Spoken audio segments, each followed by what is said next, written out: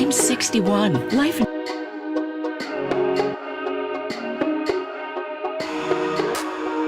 Mic check.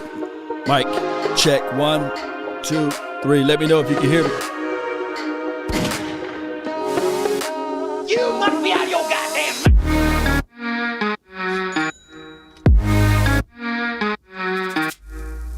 Mic check.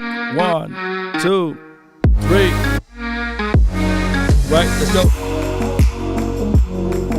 Let's go. 5, 4, 3, 2.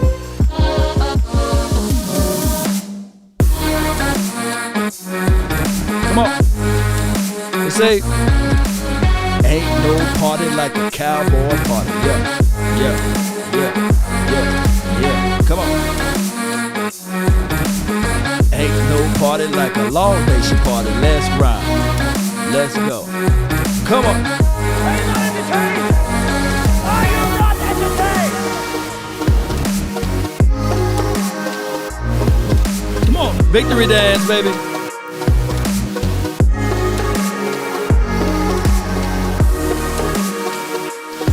Feel good.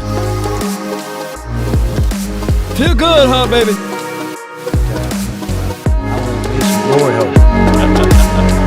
Yo, baby, Young B in the house, baby. I see you. Shout out to you, Troy C. Shout out to all of the real ones in here. Appreciate y'all, man, for tuning in to this post-game show. Let's go. Said, okay, we kind of figured out some things with the first drive. Let's not mess around anymore, and they were able to kind of put some things away, and it was really a beautiful job. Well called game by Kellen Moore. Well executed game plan, too, by Dak Prescott. Nice mix with the run, the pass. He had some touch passes that were really, really good. He ran himself a couple of times in this game and kind of was able to slide, get out of bounds. I know people have been talking about when's Dak going to try and use his legs a little more, but great job by the Cowboys again without Tyron Smith at left tackle. The rotation at left tackle was good, and then again Connor Williams playing the left guard. It looked like to me that things were good with him as well. Cowboys 56, the football team 14. We'll hear from Mike McCarthy coming up. The postgame show is brought to you by the Salvation Army, doing the most good. They going to donate Cowboys them benches to the Salvation Army. Kick this thing off if they'd won the NFC East. That's what they're going to do, Cowboy Nation. No doubt. You won it in order to win the NFC East. You didn't need to win it to win the NFC East. Has that already been taken care of for you? But just go ahead and win this thing in style as they did, 56-14. No, absolutely, and do what you got to do. Take care of business. We talked about the offense and what they were able to do with from a game plan standpoint, and you can say what you want about the football team of losing some players, but that's where we're at now in the National Football League. That's whether it's COVID or injuries, we're to the end of this for a lot of teams, and the football team we're struggling with that, but the Cowboys really put it on them, and I was really pleased to see. We talked about Kelvin Joseph in this game and his opportunity to get to play, and what a great opportunity, because I was watching. If it ain't live, it ain't me. And then that we meant live, baby. That Joseph had to either play the right or the left, so there was a lot of moving around. When you take a guy and travel with, then you're kind of everybody else's assignments change depending on how the traveling man moves. So good job by Joseph. Being physical, had an opportunity to maybe have an interception, just a little bit better ball reaction. But overall, physical when he needed to be, and did a good job with a couple of PBUs as well. I guess it was better he didn't end up with that interception, because a few plays later it went to the blocked kick for a touchdown. Let's go to Mike McCarthy now, brought to you by Pepsi, proud partner of the Dallas Cowboys. Big Mike, let me see Iron Mike in the chat. Everybody's been talking about a slump. It seems like you broke out of the slump tonight. Well, I just think, number one, it's... these games are important. We understand division game, and I think our guys have done just a phenomenal job with everything going on. Obviously, Washington's gone through a bunch with the COVID challenge. We've had a number of guys this week, so just really kept it about football, and we got started early both on offense and defense. The two takeaways early, set the tempo and the scoring drives. So we wanted to play a complete game, and I think we accomplished that tonight. How aware were you that the Raiders had won and that you guys had clinched the division before you even went out there tonight? I was aware. but we didn't talk. We didn't talk about it. We felt that we really needed to perform like you always do each and every week. These games are important. Momentum, victories in December. So, and I just thought our play style and staying the course was exactly what we needed to do today. So I thought it was a good performance by our team. Did the team not know, or you just didn't discuss it with the team? I didn't discuss it with the team. I mean, I wouldn't be surprised if guys did know about it. But yeah, I mean, we were in our pre-game, and then obviously seeing the score. I mean, I had it on the locker room, in my locker room. But yeah, I mean, to me it was irrelevant. We needed to go out and perform tonight, and appreciate our guys did you, it. Franco. Appreciate you, Ernesto, for the donations. Yes, both we of had y'all. the hats and T-shirt moment in the locker room. So a lot of fun. The guys are enjoying it. So I mean, it's kind of stinks. They only get to celebrate the midnight tonight, so they're in a hurry. So. How would you describe the game that Dak Prescott had tonight? I thought Dak was right on point. I thought he was in total control. I think his numbers in the first half reflected that. I mean, he had some shot opportunities. Then was patient, took the checkdowns. I thought the intermediate throws. He was on point there. I thought he had a really nice 2-minute drill there at the end of the half. So I really liked the way he played tonight. What do you think about his using his legs and his ability to escape trouble, to throw and to run? Absolutely. I mean, all part of the second phase of every time we drop back and pass. We talk about the scramble phase and obviously the quarterback run. So I thought he was very diligent. Had to come up through the A and B gaps. I thought they did a pretty good job with their outside rush, rush lane discipline. But yeah, I thought Dak played very well. Mark, you expressed frustration this week about the offense and not getting involved. And you certainly seemed like y'all got him involved early. Was that on purpose? Or I just think it's really the way we play offense. I think Amari's comments were more about wanting to do more. Is the way I viewed it. But yeah, we didn't change anything. I mean, we just emphasized the things we know we need to work on. Try to get some timing down on some route principles that we knew we could be a little cleaner on. So I mean, I think that's a normal process you go through. You have pre-practice and post-practice work. So we did a little more of the post-practice work here the last couple of weeks, and it's nice when you see those things pay off. It seemed like the rhythm and timing of the offense, something you guys have been emphasizing of late, was kind of back in the mix this game. I agree. I thought and you're talking about stout defensive line, especially the contain rush was intact but the push inside too. I mean, that's a hard group to drop back and pass. So yeah, I like the way our guys played. You see a more energized team. Was DeMarcus Lawrence a little better with the football in his hands than maybe you even realized? Shout out to you, Elijah. Was echoed on the sidelines. We need to probably need to find a record or two for him. Facebook. I mean, just the way, just a great play by DeMarcus. Just if you look, he had the double on the rush and the way he came off and played the quarterback's eyes. So just a phenomenal play. And I just our big play production, I don't think it's been that high clearly in the first half in my time here. I think we had plus 16. Or we were 16, big plays. There were 7. So that was obviously a huge part of the scoring difference between us and them in the first half. You see a more energized team. Certainly, Zeke ran with a lot of juice, and Dak just seemed to be. I'll be honest. I think our guys have played good energy all year. I mean, I thought the environment as a whole was unbelievable. I thought the fans were incredible. I mean, the towels. I love the towels. Just the whole atmosphere, the night game. I thought everything about tonight was outstanding, and and our guys definitely feed off of that though. But they had a really good week of practice. I mean, it was a virtual week, and you always have a little bit of the unknown. You have Christmas, and you try not to react to how the work was on Christmas Eve. But they came in here yesterday and had a really good Saturday practice. So it's nice to see when you have a good week of preparation and you go out and have a nice performance. I mean, sometimes it obviously doesn't work that way, but I just think we're in tune with the momentum that you need to build, the confidence you need to build in December, and that was what this opportunity tonight was about. And I thought our guys hit the nail right on the head. There's been a lot of talk about the slump on offense and all that, but it felt like you guys were very close, just like a drop pass here. Did you feel like you maybe were closer than what the conversation about the slump on the offense? Well, I think I've answered this clearly. I'm not even going to say the word because I told you, I spoke clearly that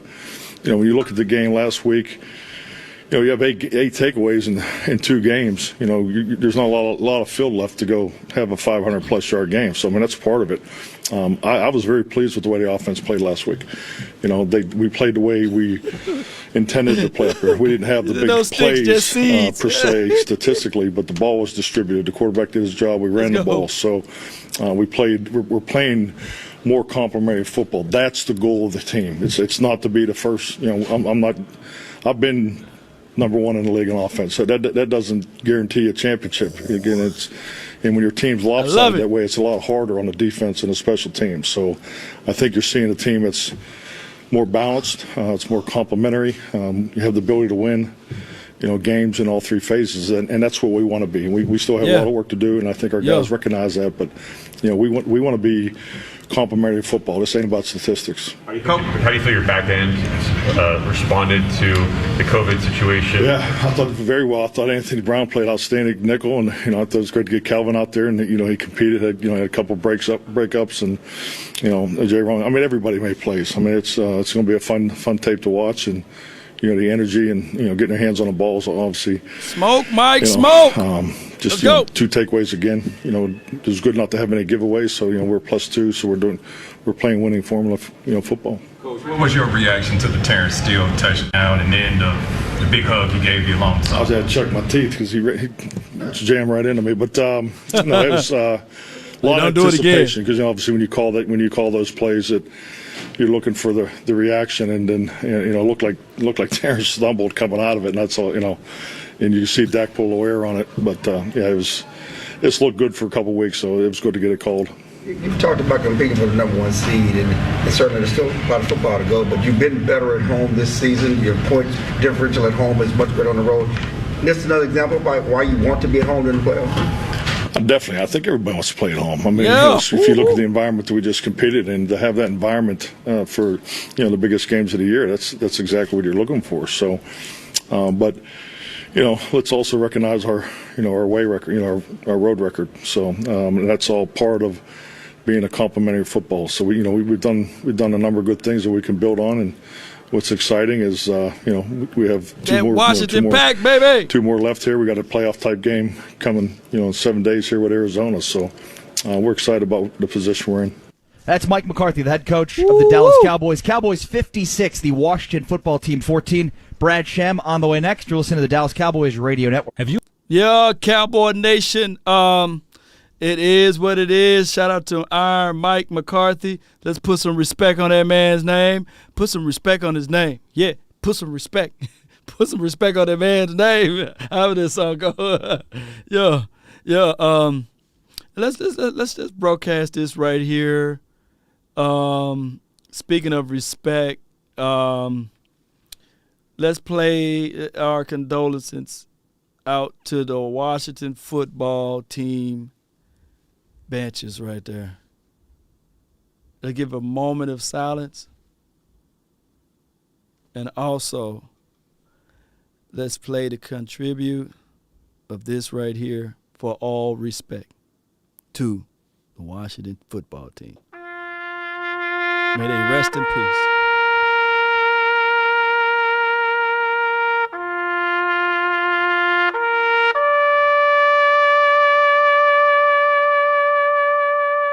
Now, I got a task for someone. You see how they got those little round little pegs at the top? Can somebody do me a huge favor? Can you Photoshop the crying Jordan meme? Can you Photoshop the R. Kelly meme? And what's the other one? Whatever other one you got. Can you Photoshop all of those memes on the little part where the helmet go? And maybe we keep the W up there so they'll know that it's the Washington football team. But for them to try to do what we did and think they're going to get away with it, You must be out of your goddamn mind. So let's put all of those. Can somebody tweet me that, and then I'm gonna give you a shout out. We're gonna post it on my Twitter, Twitch. It's even gonna go on my MySpace chat. I just need somebody to Photoshop a good one, good Photoshop. So if you could Photoshop well, I really would love it. You know what I'm saying?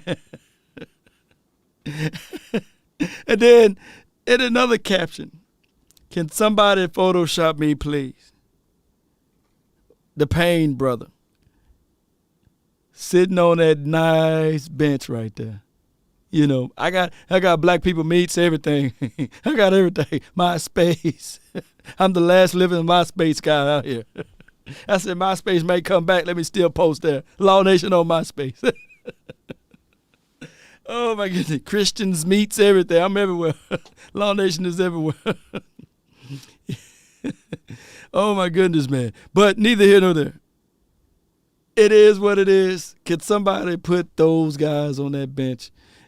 I don't want to hit that bench. And Payne. All right, so we swept them, right? You know. Did we sweep, dare I say, the Giants too? Now, there's one more team that deserve to get that broom to fulfill my philosophy on the NFC East. We just need to sweep them, oh boy. Now, I had us going, Jordan Mill. Yeah. Make sure you put that up there. I can't wait to play against those Eagles. It's still on commercial break over there. So, yeah, let me give a shout-out to those who make donations. Chef Max says, lean forward, bring those benches. Okay, I got you, Chef. He said, he told the benches to lean forward just a little bit. Lean forward, benches, if it's possible for them to lean forward just a little bit. This is going to hurt. This is going to hurt. Like Darren Payne. Deron Payne didn't want to hit that bench, but lean forward.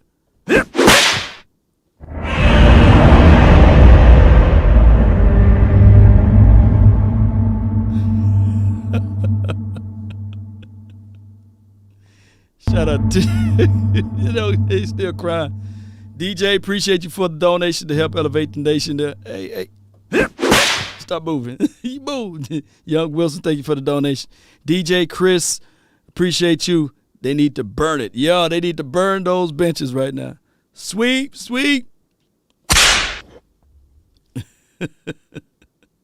Fatality. Yeah, let's go, Cowboy Nation.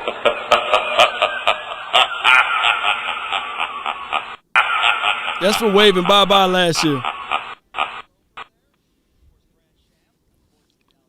Yeah, Cowboy Nation, we almost back with it. Bonfires, yeah. Y'all see that bench right there.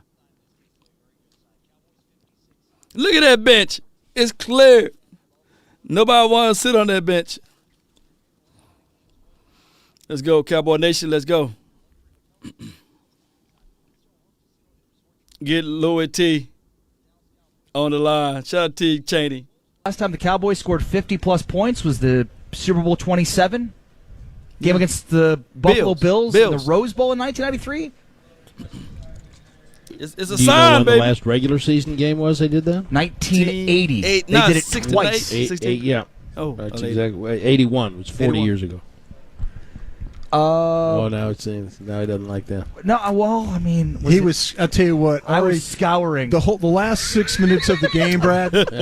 He was going through I can't tell you anything that happened in the game. Yeah, he was going through the NFL reference, and I just kind of stayed out of the way because anything involved with numbers and me do not get along. One of the things that I like, we've been sitting on this one for a couple of weeks, but when Lawrence scored. It was the first time they've ever had 3 defensive linemen score touchdowns in a season. Wow. The last because, time, of course, when does that ever happen? Last time was Bob Lilly and George Andre in 1965. Yes. Wow. They be knowing that stuff. George Andre. Now, Greg Ellis scored twice in 1 year, and I think Larry Cole might have against Washington. He was great against Washington. In your history, have you ever called a game where a defensive lineman and an offensive lineman scored a touchdown in a game? No, if it's ever happened, I mean, it must have happened at some point, but no. Gosh, no. So does Golston count as the 4th then? Yeah, of course. Wow. Yeah. That's wild. And Golston and Nashawn Wright have had the easiest touchdowns. I mean, yes. Corey Clement, I said this to Babe during the game, that, and Corey Clement's not any taller than I am. Right. Yeah. And what a play he made, dipping under the blocker. He cut back inside, dipped under the blocker, reached up with his hand, and blocked the ball. He did all the work. And Chauncey Golston ran in the end zone, and the ball got bounced right up to him, and he caught it, and he's got a touchdown. And remarkable play, when man. I said when you pick up the paper tomorrow, for those of you who still know what a paper is and never pick it up, you look and you'll see Golston with the touchdown. I won't say a word about Corey Clement doing all the heavy lifting. You know what? I tell you what, Brad. All those times when you and I would watch practice, like training camp practice, and they do all those drills of blocking punts and stuff. Chris Davis, and you and I would lying. kind of talk about other things like, well, what are we going to do today? And let's go, we really Cowboys. Never paid attention to Shout out guys to you, blocking Scott. punts. Maybe we need to pay a little bit more attention to blocking punts. I believe that would be a good idea. And beginning next year, God willing, we'll absolutely do that. But that's about as complete a win as you can imagine. I mean, I can't think of anything except Zerline kicking the ball out of bounds. That's what and Cooper dropping 2 or 3 that you just don't want him to drop. Right. Other than that, I can't think of a single thing. Now we may see something in the tape. Right. But I can't think of a single thing that you'd look at and say, well, we can't win with that. Ari and I were doing, after you closed the first half, Ari and I were talking. He's like, well, what do you do in the second half? I say, I don't kick the ball out of bounds anymore, on the kickoff. And basically rest everybody. Yeah, and I was trying to figure out how to get people out of the game at that point. Well, I was actually wondering at halftime when they might do that, but you have to see what happens. You have to Two see series, I think. You have to see how it plays out, Sure. because if they come roaring back and score a couple of touchdowns, and now it can become a game. And Right. But I thought they did it very well when they got Rush in for Prescott before the fourth quarter, Right. and then they got Martin out of the game. And I mean, there weren't any subs left that you could make. Really, you don't have that many wide receivers. And it was funny. We were talking during a break on the defense, the last defensive substitutions they make, and we look out and we see who's there and who's not. And I said, but why is Diggs out there? Put Kennedy in the game. Why is Curse still in the game? Right. Put Keep the old boys Thompson in the out game, there. and then here they came. Yeah. Well, they listen to you, Brad. You and the coach talk all the time, and you tell the coach, hey, throw the ball to the tackles. Well, and it works. So we know what you're doing there. You're kind of okay. Let me ask you this though. You mentioned some of the guys that got to play. I know we'll focus on guys that did and how well everybody. But when you mention like Joseph, shout out to you for the donation. You mentioned Canada, guys like that.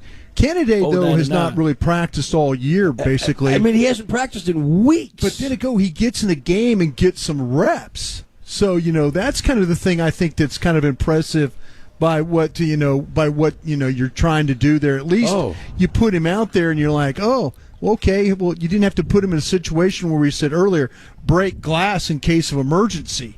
He got to go out there and play and kind of get his feet wet once again. Completely. And the Joseph part really, I thought, was good. You don't want anybody getting COVID, and you hope Jordan Lewis is back next week. They saying that for real, Williams. They want Dallas, who has been looking pretty good on special teams. Yes, and he shows up like he might be something. He was ready to play, and because what happens, and Ari and I were talking about this, when you have a guy like Diggs that was traveling with their guy, with McLaurin, then all of a sudden, when he moves across the formation or moves, the whole secondary has to change coverage. And so not one time did I look at Joseph like, I was watching him where sometimes when kids get that deer in the headlights look, they're like looking to the safeties like, what's the call, what's the call, what's the call?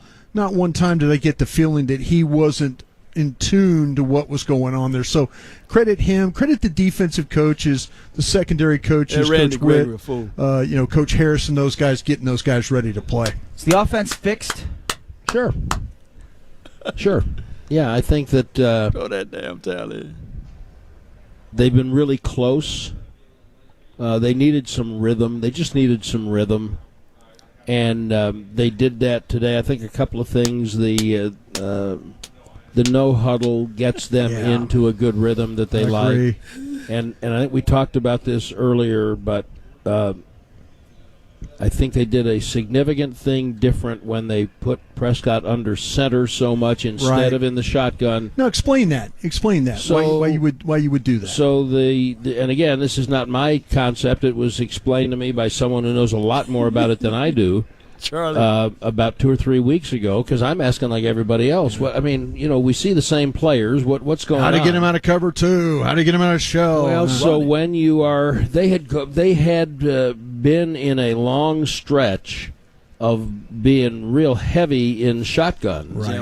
And so there's no reason to respect play action when you're in shotgun all the time, and the fact that you may not be running wild is irrelevant. You have a threat of a run, and they ran okay, but the passing game was what was going to work.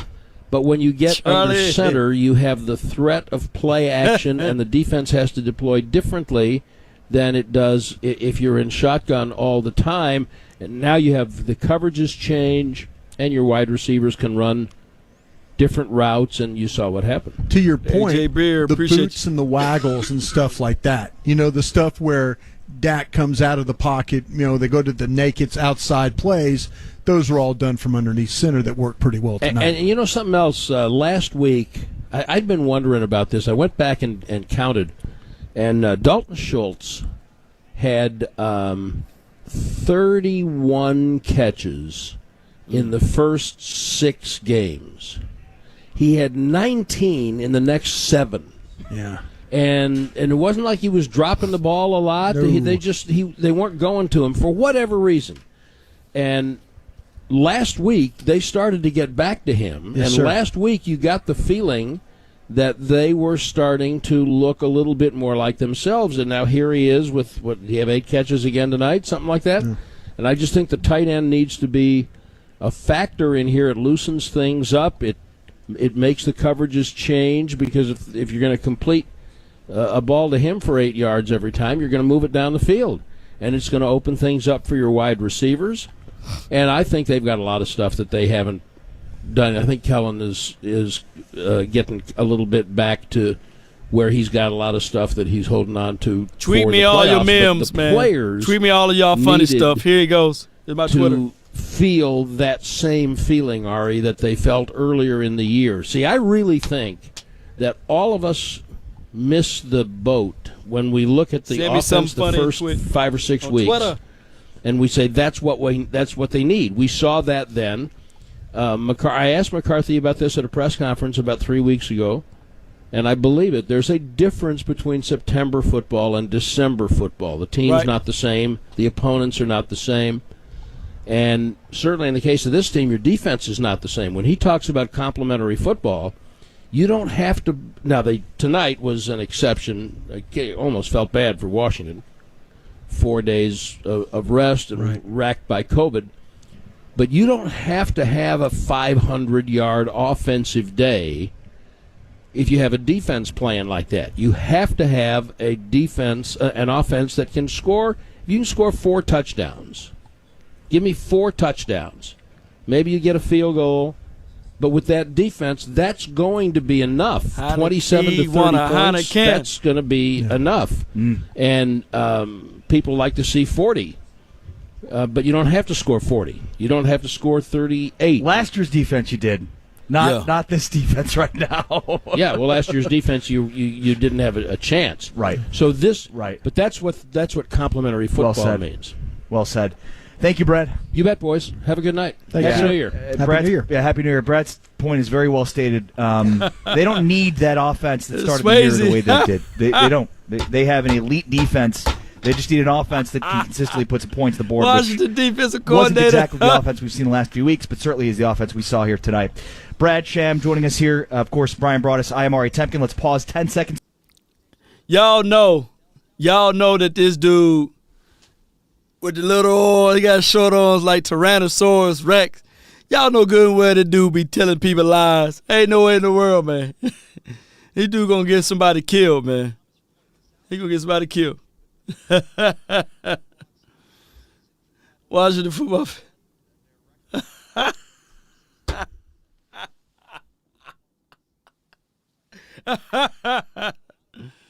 Oh, gosh.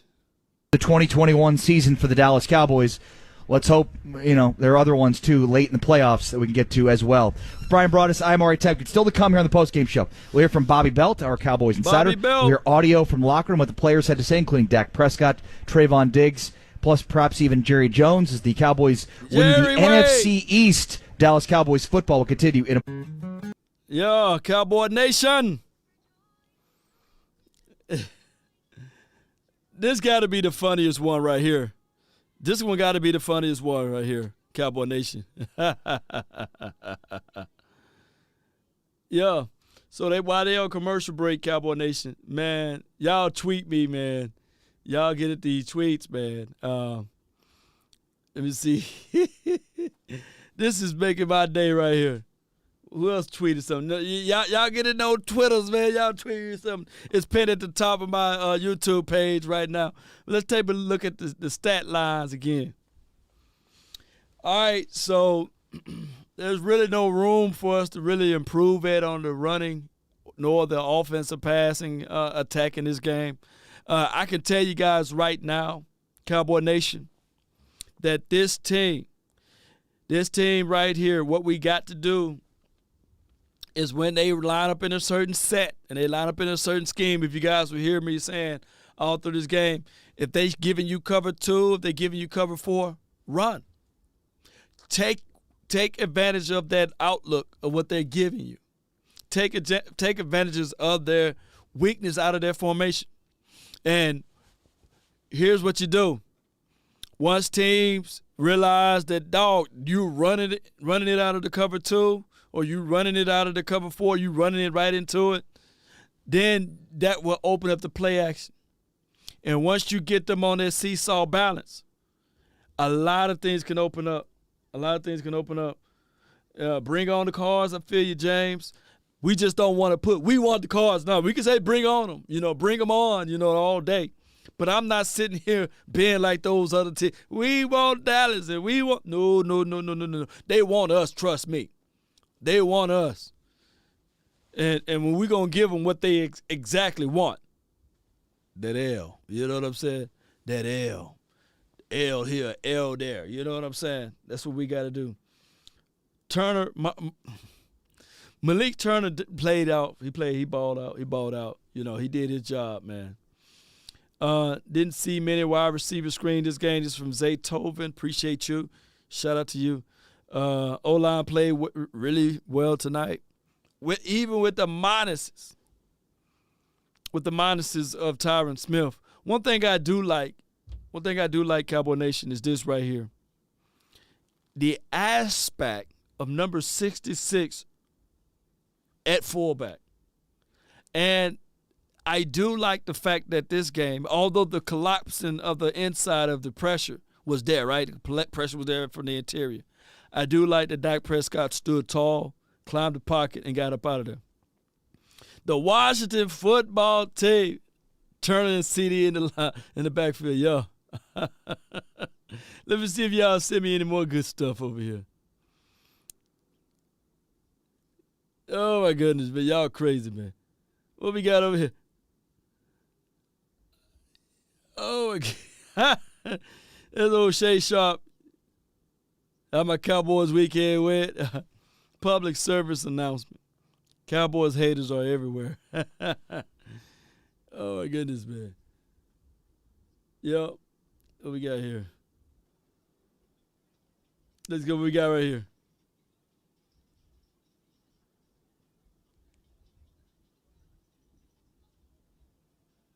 What did it? I thought he was going to swing on him or something. Yeah, appreciate you. Appreciate you for that one. Skip going to go crazy tomorrow? Yup.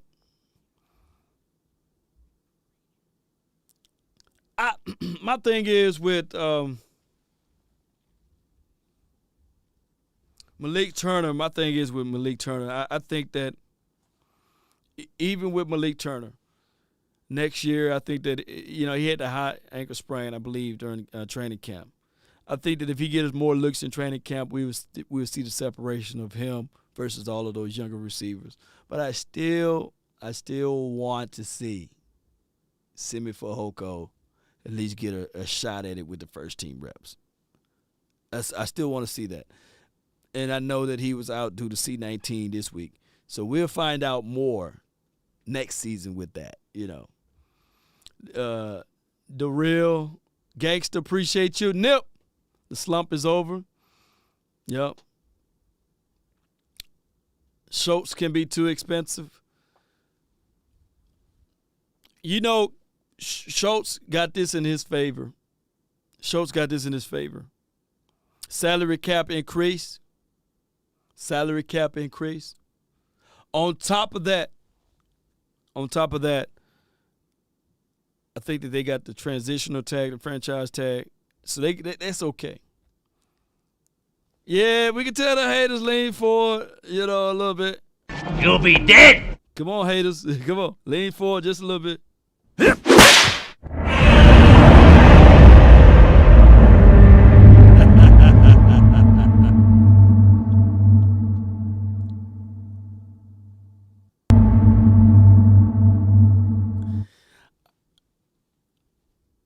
Cowboys did a great job of running that rock, though, man. T.J. Vasher is somebody on the Cowboys team loved T.J. Vasher.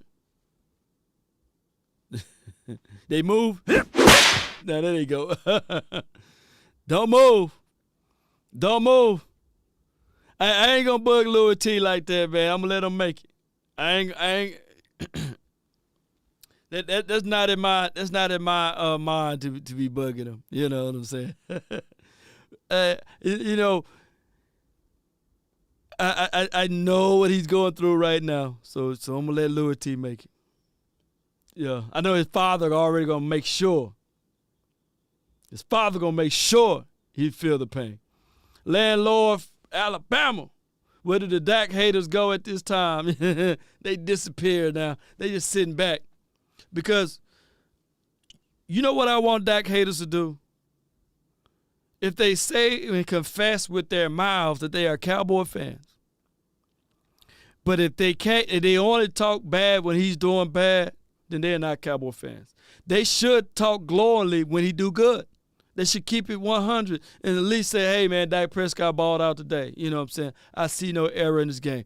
And then say, okay, well, I wish he'd have did this or he did that at least. But don't be disappearing when he play good. But I feel what you're saying, landlord. They should at least say, hey, man, he played good today. Let's go, Cowboy Nation. In clinching Appreciate the you. NFC East, 56-14 over the Washington football team with Brian Broaddus, the Super Bowl winning NFL scout. On Twitter, Brian Broaddus. I am Ari Temkin on Twitter at Ari Sports. The postgame show is brought to you by Academy Sports and Outdoors, a store with top rat. They can't say we just played the Washington football team. Did the Washington football team beat Tampa Bay Buccaneers? For the football team, they took a deep shot against Trayvon Diggs, and Diggs looked like he was the intended target the entire time. He played the ball, found it, played it perfectly, and it was his 11th interception of the season, tying him with Everson Walls for the most interceptions by a Cowboy in a single season. So one more, and he'll have the record all by himself, but did it tonight with Everson Walls in attendance. No, that's outstanding, and Everson Walls was a hell of a player.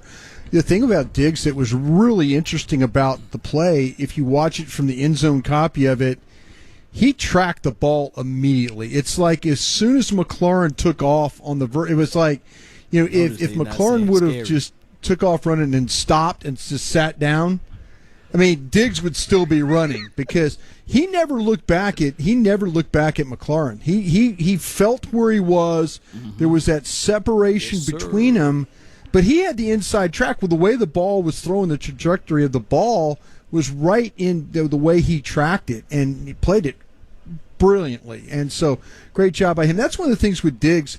You probably don't give him enough credit for that first step, but like it's steps 2, 3, and 4 that gets him in position and gets him up the field. Here is Trayvon Diggs with the media, and you're not going to want to miss what he had to say about that interception. Can you walk us through, just from the mindset perspective, they go at you like that on the first play of the game? What's going through your head? I wasn't expecting it, but I'm still ready at the end of the day. So they wanted to try me. first play, So I knew it was going to be that type of game, though. Just a lot of action, just balls up in the air. So, I was just on it. I was prepared. I was ready for it. They put their best guy on me. So, see what happens. But they wanted to spice it up in the beginning for sure. The next series, you had a PBU, I think, and you it was on their sideline. Yep. And you kind of glared. Was somebody saying something to you, or were you just looking at them like, what are y'all doing? Exactly. Exactly what I was thinking. Does that kind of pump you up, like the first play of the game? No, I was in my feelings. I felt, like, wow, they really just did that. So, it gave me a little bit more, to go out there and, just, put on my best. But at the end of the day, it's football. You never know what to expect. And you got 11 picks. Mm-hmm. Is that number, like, normal for you, or what you expect, or is like, wow, I can't believe I got this. I like this number. I feel like it's normal. I feel like I can get as many picks as I want. I just need the opportunities and just good positioning, and I'm gonna make it happen. So sky's the limit, So we'll see. What do you think about your defense overall in terms of you get a pick, Lawrence a pick 6? Yep. So many different guys making plays for you. It's amazing, just everybody clicking, everybody's just vibing, and everyone wants to make plays. You see the next man make a play, you want to make a play. You see him make a play, the next person want to make a play. So, it's just, we got this energy and this vibe on defense that's, it's unmatched. Like, it's like we really clicking. Y'all have been aggressive all season, but especially tonight, it seemed like y'all contested every ball that got thrown. Is that something in the game planning, or is it the pass rush, or just what do you think led to that? That's definitely in the game planning. We play man almost every play, so it's gonna be them one-on-one catches. It's gonna be one-on-one contested balls. So, that's expected. So we just go out there. We got the D-line, and just do our job. You guys have won 4 in a row, but this is the first win in a while, like the earlier in the season, where you guys really dominated. Is it fair to say that the Cowboys got their swagger back tonight, or is that too overstating it? That's too chiefy. But I feel like we getting back to what we was doing at the beginning of the season, and we doing it at the right time, going into the playoffs and stuff. So, I'm excited to see what the Dallas Cowboys got in store. Zeke was real happy that the offense took the lead in the bet. So a little extra motivation for you next week. Yeah, we gotta. They had a game today, amazing game. We gotta bring it next week. All right, there's Trayvon Diggs talking about, Washington had him in his feelings because they tested him on the first play down the field, and he answered.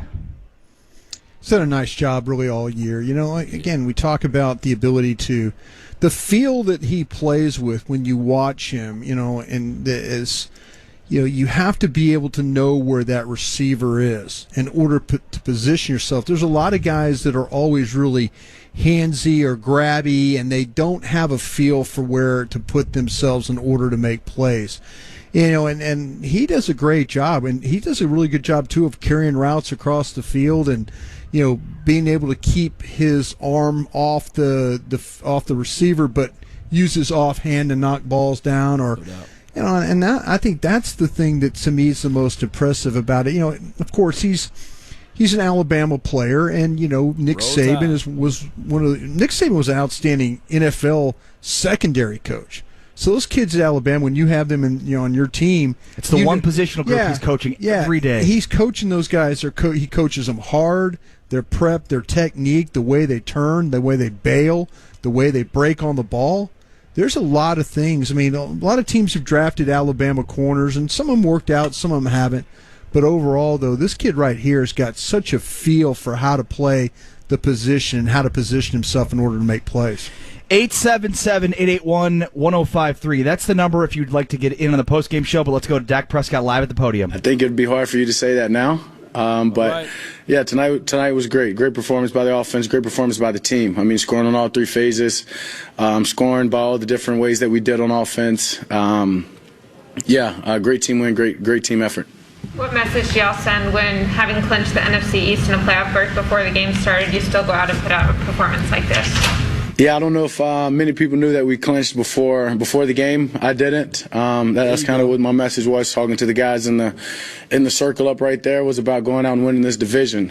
So, I mean, I don't know if we're in the world or in the business of trying to send messages more than we're just trying to get better, day in and day out, game after game, and make sure that we're playing our best ball, as I continue to say, and peaking at the right time headed into this tournament. You got the hats on. How did the celebration feel after the game? Oh, yeah, it felt good. I mean, obviously winning the division, something that you set a team goal to do at the beginning of the year. And to get the T-shirts and hats, that's a cool thing, but I can guarantee nobody in the locker room is satisfied with that. Let's go! Quarterback to throw a touchdown pass to a running back, receiver, tight end, and offensive lineman in the same game in NFL history. Was the easiest throw to Steele or to Zeke? What was the easiest one for you? I don't know. Maybe the Schultz one. I don't know. They were. I give credit to Kellen on those. I mean, dialing all of those up at the right time. Obviously, great looks on all of those situations. Even obviously right before half, the one to Amari. I mean, those were just great play calls at the right time, knowing what the defense was doing, and just made my job easy to get the ball to the open guy. Zeke and Amari both mentioned tempo as a big part of why y'all were successful early on. What did you think about that? Yeah, I agree. I think that's just something that if you just look over the course of the season, when we're in tempo, we're playing some of our best ball, keeping it simple, executing, and obviously you're putting the pressure and you're applying the pressure on the defense and forcing them to play that you want to play the defense that you want them to and play more simple. You get them out of all their game plan and their schemes, and it just works for us. Yeah, it works for us well. Were you more decisive with using your legs tonight than you had been? I mean, I think the opportunity came. Saw some lanes, felt the pocket a couple of times that allowed me to get out, and then as well as, I mean, I just feel good. Body feels good. Just knowing that, felt fast. So obviously back home, back in the turf, and felt good. I was going to say that you looked faster and quicker than you have in a while. I mean, did you feel that way? I mean, still, you looked like you had a lot of energy out there. Yeah, no, I mean, I did. But, I mean, I think that just goes into everything that I've put into the work that I've put into my body all season long, honestly. And you do it to make sure at this time of the year you're feeling the best. And when a lot of people are hurt and trying to deal with things, fortunate enough that I feel probably better than I have all season long. What were your observations of the home crowd tonight, Dad? Amazing. Amazing. I mean, that atmosphere felt like a playoff atmosphere, obviously. I mean, we're coming in and trying to win this division and do it tonight here at home. And I think the fans, obviously sticking around now, still out here to support. With the game lopsided, they stayed. I think it was great all the way around, and I'm fortunate to have the fans that were a big part of the game. What number read was Terrence on the touchdown, and how long had y'all been talking about Connor only to go to Terrence? One more time? What number read was Terrence on the touchdown? You guys have been talking about McGovern to us. Was that part of the plan all along, get everyone focused on McGovern and go to Terrence? No, I mean, I wouldn't say that was part of the plan. I mean, Kellen just does a great job of dialing up some things, and he was the first read, honestly, first and only read, and that's why I give credit to Kellen. Great play call, great schemed up after the first time that we played these guys to pull that one out. You've been better at home, more explosive at home than on the road all season. And just certainly another example of that, even though we talked about the struggles on the road. But this is another example why you want to be at home during the playoffs. Yeah. I mean, for sure. As I told you before, I can't really tell you why the difference is at home and away. Obviously, we want to get the away numbers identical to these home numbers, but we're putting ourselves in a position to play at home, and I think that's important to make sure that we're playing our best ball regardless if it's home and away, as I said, the later part of the season, and we're trending in the right direction. Chris Collinsworth kept talking about your footwork, being in tune with everything. Were there any mechanical thing that you worked on to have an improvement in your footwork at all? He kept saying that you're on your balls, your feet, and doing things that you look smoother. I mean, I've just continued to work. I've told you guys that I wouldn't say that I was in a slump. I wouldn't say that. Now, I would also agree I wasn't playing my best ball, but at the same time, I mean, I've just continued to work and continue to work at the things that I know, trust the guys around me, trust the receivers, and I just think that's the process of that. You've been through kind of a rough 2-month stretch offensively, whether it's a slump or it's not. How reassuring is it to go out and play like that at this point in the year? Yeah, I mean, it's good. I mean, I've told you throughout the whole 2 months, the whole idea is to make sure that we're peaking at the right time. So, I mean, we've just encountered great situations to learn from. went through great experiences to learn from and to make sure that we got better from those. And as I talked about a process a second ago, I think this is the same thing as that. But we're not going to hang our hats on this game. We're going to learn from the mistakes. We're going to take from the good, and we're going to continue to go in the right direction and making sure that we get better from this. All right, there's Dak Prescott, who was absolutely spectacular. 28 of 39, 330, and 4 touchdowns. Quarterback rating of 131.4. He did take 3 sacks in this game, but he was absolutely fantastic. Cowboys beat the Washington football team 56-14 with Brian Broaddus. I am Ari Temkin. We're brought to you by Miller Lite, the only beer of the Dallas Cowboys. It's Miller time still to come. We'll hear from Bobby Belt, Trayvon Diggs, or Micah Parsons, Amari Cooper. Plus you, 877-881-1053, 877-881-1053. You're listening to the Dallas Cowboys. All right, Cowboy Nation. So let me go and answer some of the people that gave the donation to help elevate the nation.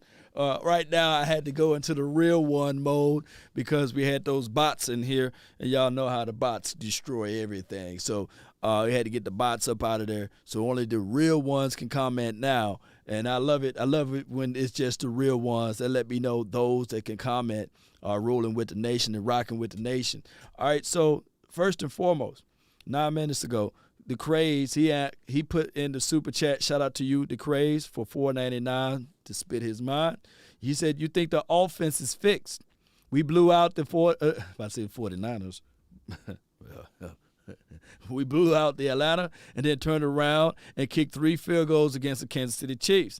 Is this the Dallas Cowboys statement or just beating up a bad defense or beating up a bad team? That's a good observation, Craze. Now, my guy, my brother from another mother, from A to Z Sports, Skywalker Steele, or William Steele, if you want to call him that, shout out to him.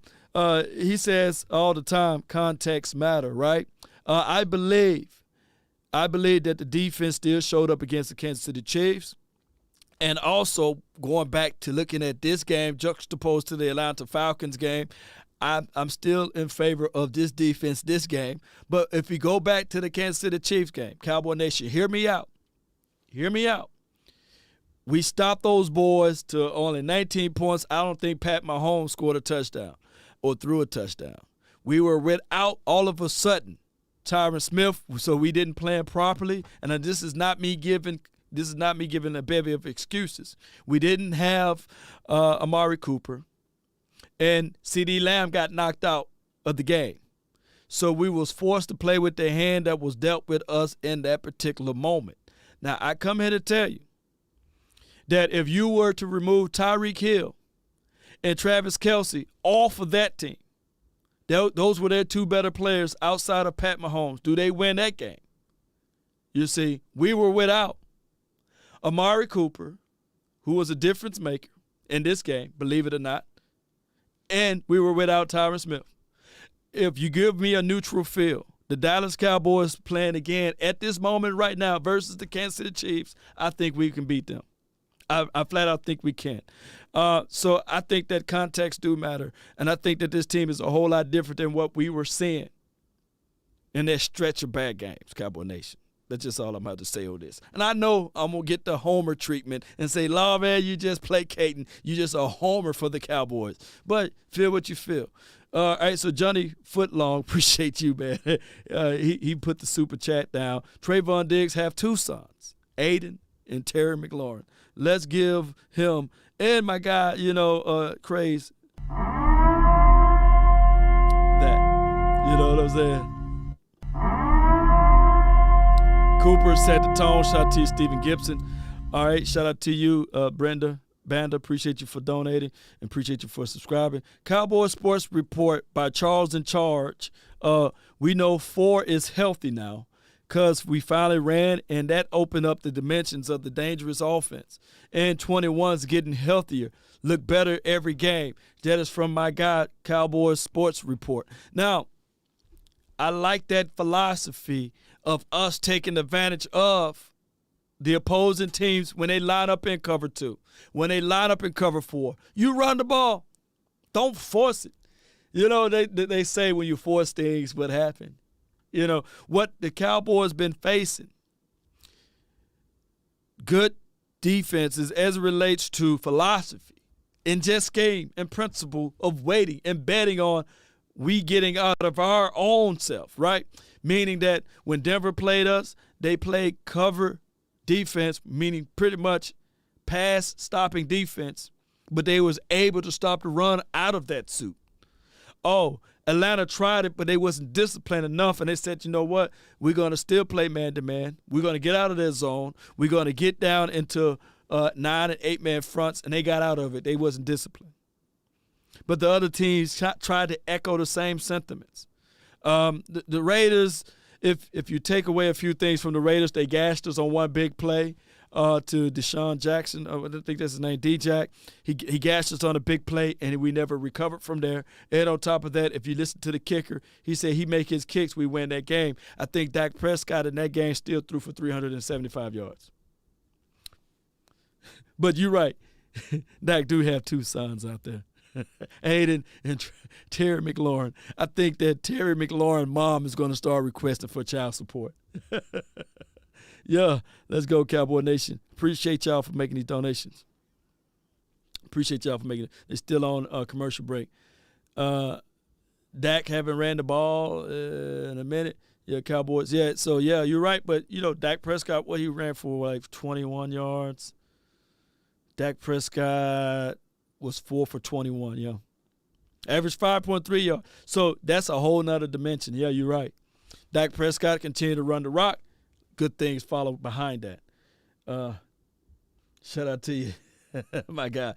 Appreciate you. Let's go. Choctaw, appreciate you for jumping in. Jerome! I know you're not Washington, Jerome, but your name just so happened to be Jerome. All right, so he says, from what we showed today, I think our offense has figured out how to beat the umbrella defense and that teams have deployed against us recently. Well, umbrella is exactly what it is. Think of the umbrella. Where can you attack on that umbrella? Underneath and running the ball. You run up inside that chute there and make it fold. And we made them fold today. And I appreciate you. Let me give you one of these. Jerome Griddle. And I don't think he's Washington Jerome, by the way. He's just Jerome. Jerome in the house, baby, with the J. All right, the craze. He says, what do you think the team needs focus on to beat the Arizona? Is there any scenario Dallas sit starters against the Eagles with the win against the Cards?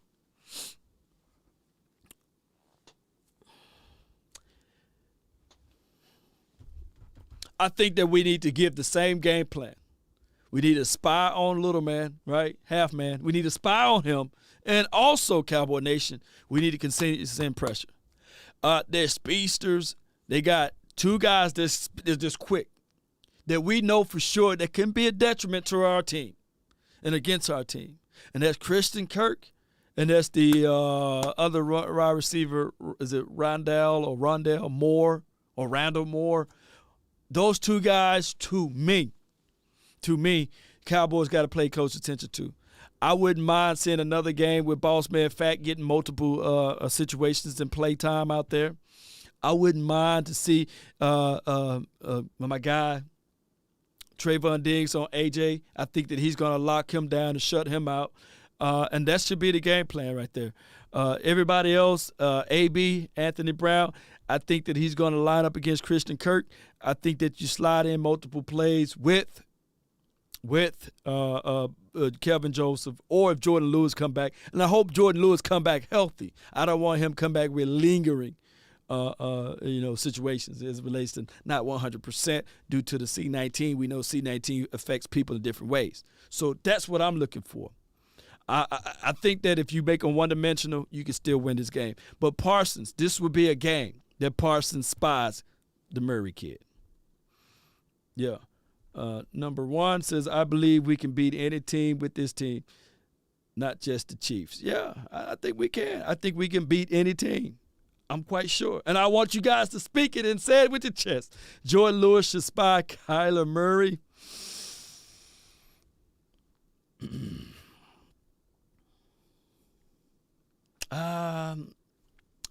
Coming off of that seat, I have to see him with weaker practice. I don't want him to be, Let's listen to these boys again. You said, hey, if a team is decimated at certain positions, find a way to take advantage of them. Don't let them up off the mat if all of a sudden they're a little bit compromised. Go out there and attack them with your best players. And I felt like tonight the Cowboys did that. They attacked him with CD. They attacked him with Amari.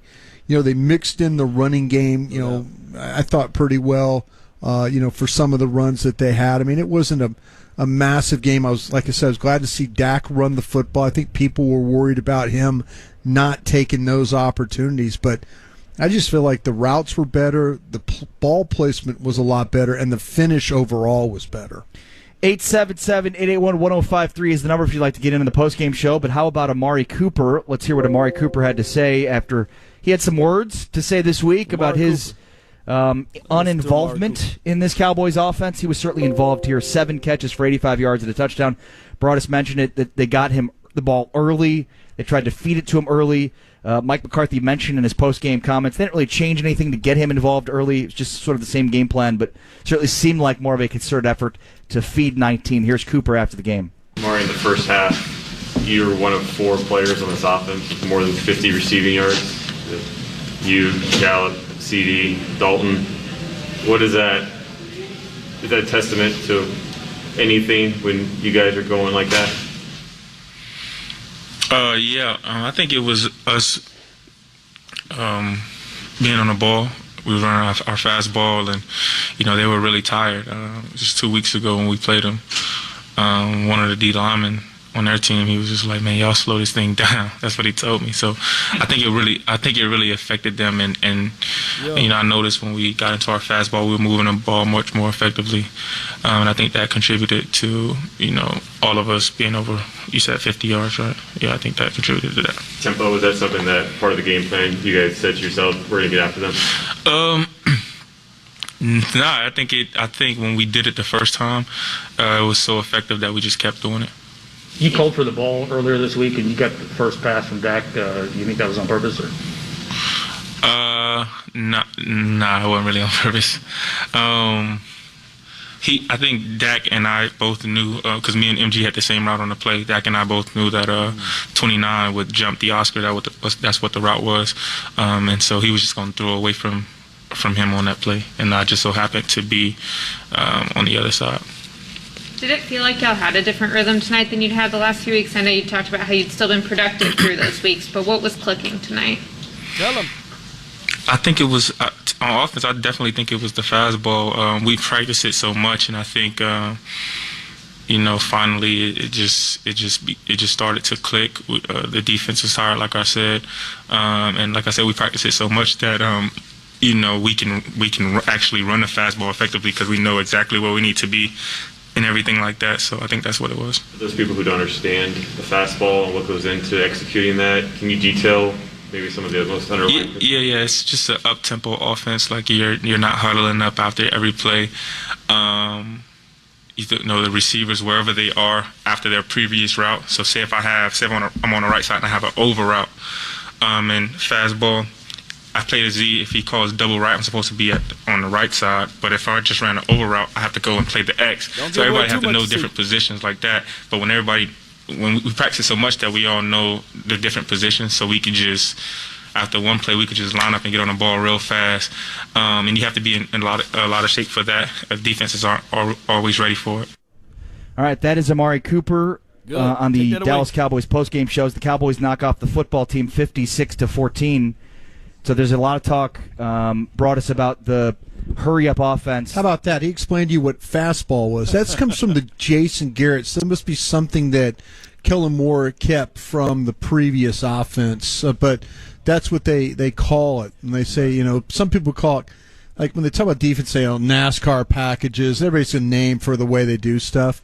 But great job, and Michael Gelkin, good job of asking the question, too, Good job. Get Amari to explain that. And he told you, hey, when they're on one side of the field, they have to play this, or they're on the other side, or they run a different route, stuff like that. So good job explaining how quickly they're able to get to the line and make it work. Tonight's game between the Washington football team and the Dallas Cowboys at AT&T Stadium is brought to you by Pepsi, proud partner of the Dallas Cowboys. Yeah. We'll talk with Bobby Belt, our Cowboys insider, here coming up in a moment. But first,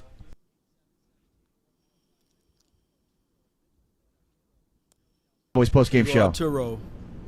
Yes, sir. Do you guys think the Cowboys are capable of keeping the up-tempo offense consistent with with 6 games left, including the playoffs?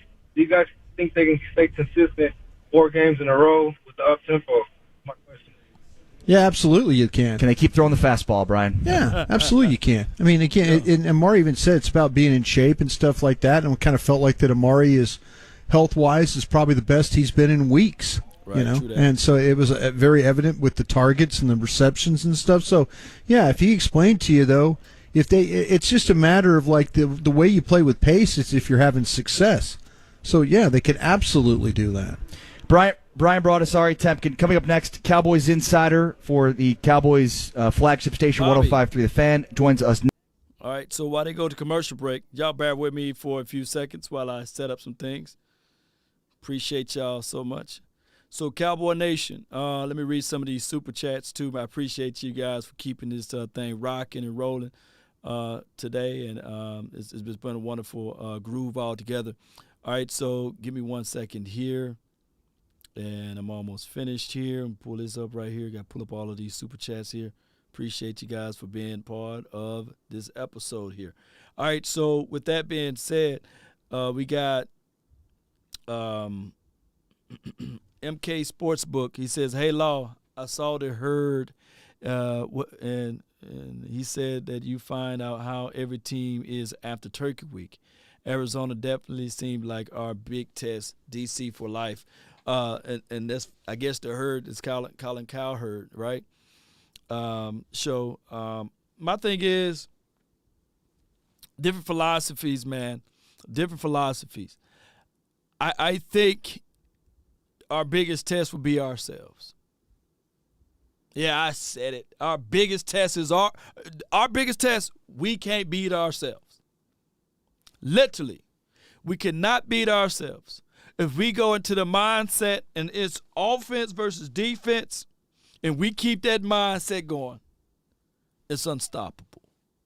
I think that the defense is hungry enough to say, I want to beat the offense. I think that the offense is hungry enough to say, I want to beat this defense. And we don't worry about the opposition. Kyle Turd, I see you over there. Jay Lombardi. But I hope that you guys get what I'm saying. I just believe Stephen White says end game. Yeah. So if you want to put end game, yeah, it could be end game. But the ideology for us to look into this situation and say, all right, cool. If they are playing a certain style of defense, like somebody lamented earlier, umbrella defense, well, what do you do against that? You run it. You throw your quick passes underneath. Don't force it. Oh, there's nothing wrong with kicking the field goal in certain times, right? Points are points, momentum.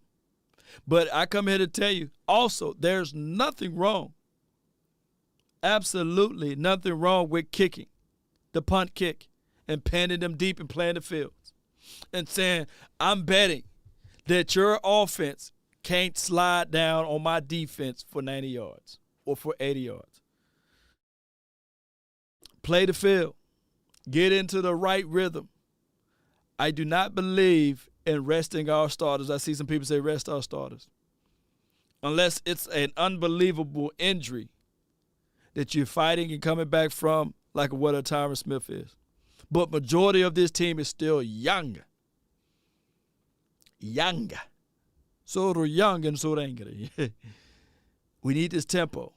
We need these guys to still learn how to play with each other in big moments. Johnny Footlong says Baker was point shaving.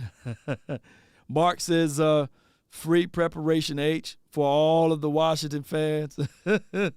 Appreciate you for that one. Let's go back to this. Yeah. To all the Washington fans.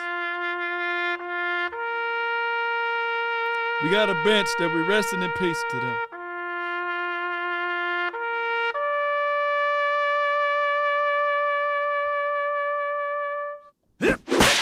Get off that bench. I bet you they won't bring no more of that. Cowboy Nation. Speaking of resting, I think somebody else mentioned that before, and I was going to go into that. Shout out to you, JD from D.C., for being a membership for 26 months. That's a long time, JD from D.C. That's a long time, and I appreciate you.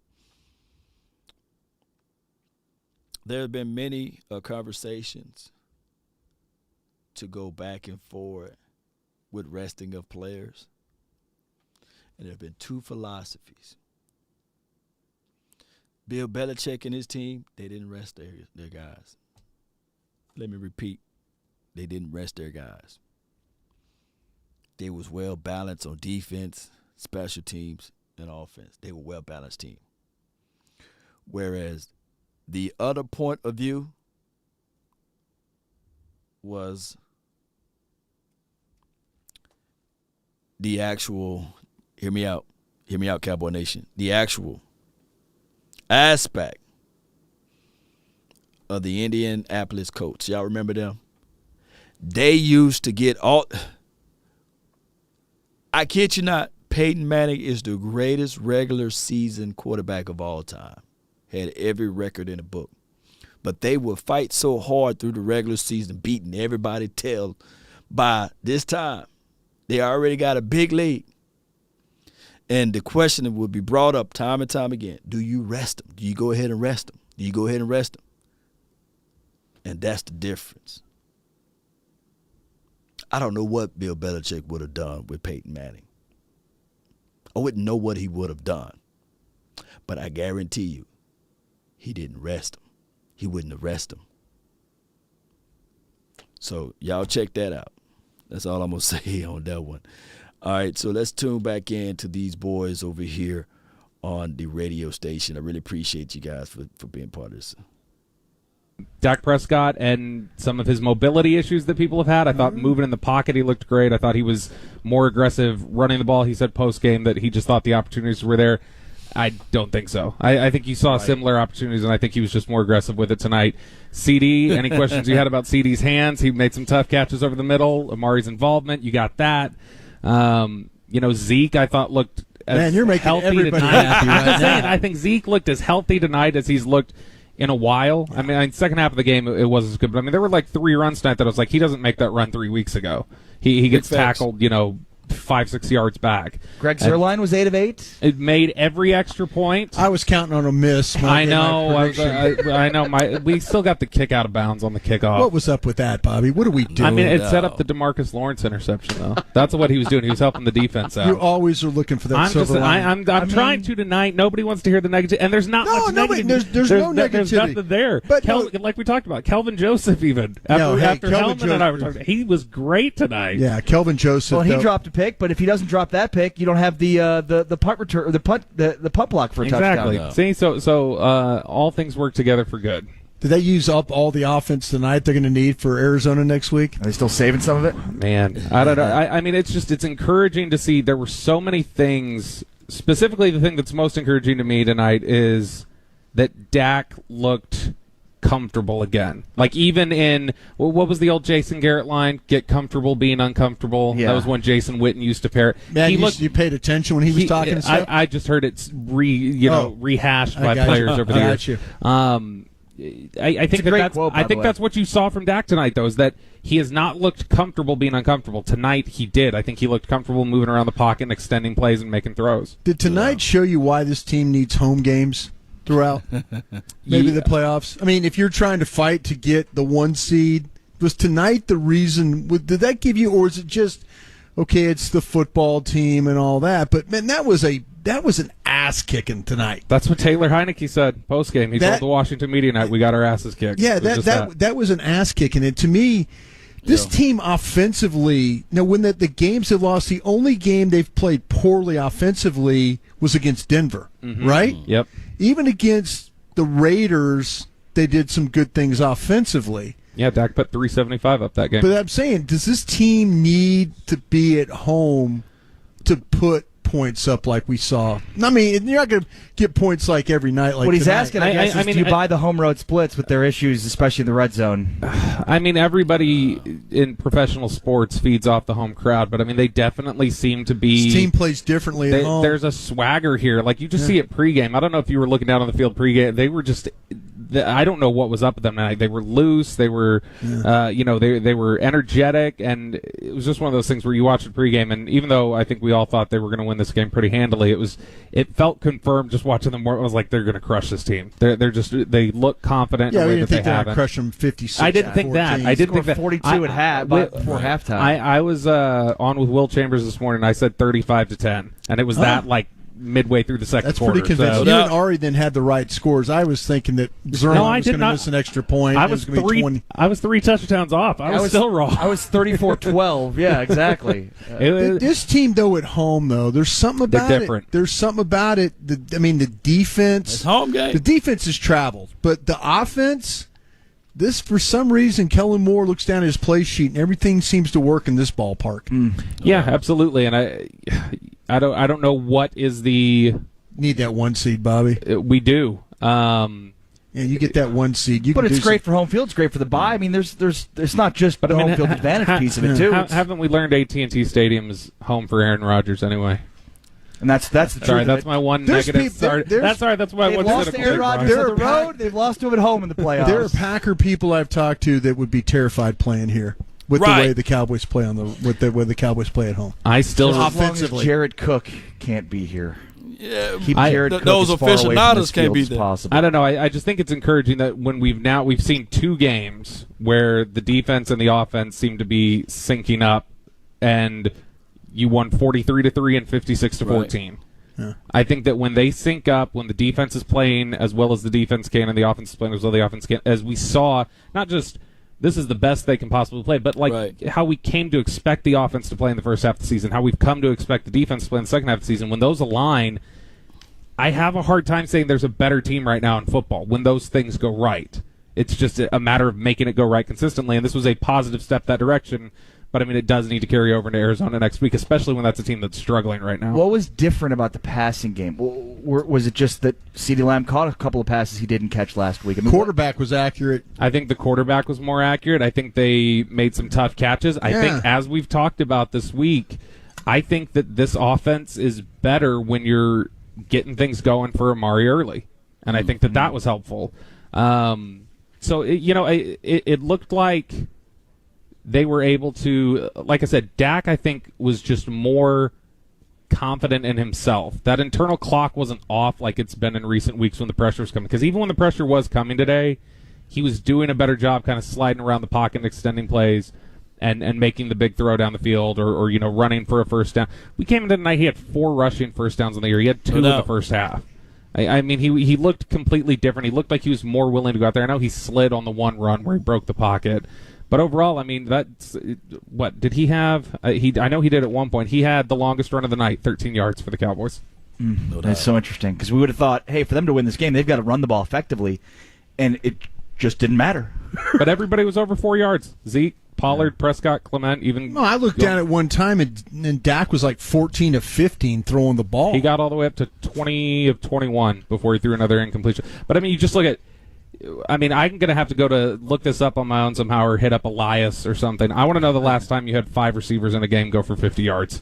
Because you had Gallup, Lamb, Turner, Schultz, Cooper. That does all of not them went happen. over 50 yards. That's a good point. Yeah. Tony Pollard only hit 8 touches, by the way. Just a few shy of 30. 22 short. He wanted 30.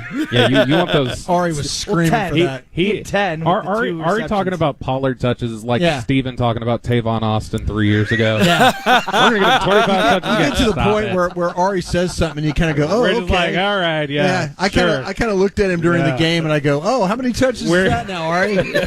We're going to get him those Tavon Austin. They were up like I'll say 4 this, though. touchdowns, and I was like, I do like the fact when they throw him the ball or hand him the ball. I do. I mean, they're not going to get 30. They're not going to get 30. But your point was well taken about. Yes, I think we Shout all out to agree Malik, on that. yep. But I mean, you're a clown. But other than that, and it was a. It clearly didn't factor in any capacity whatsoever to this game. And shout out to the mad scientist again tonight. Get another block on the punt. Man, Johnny Bones, man.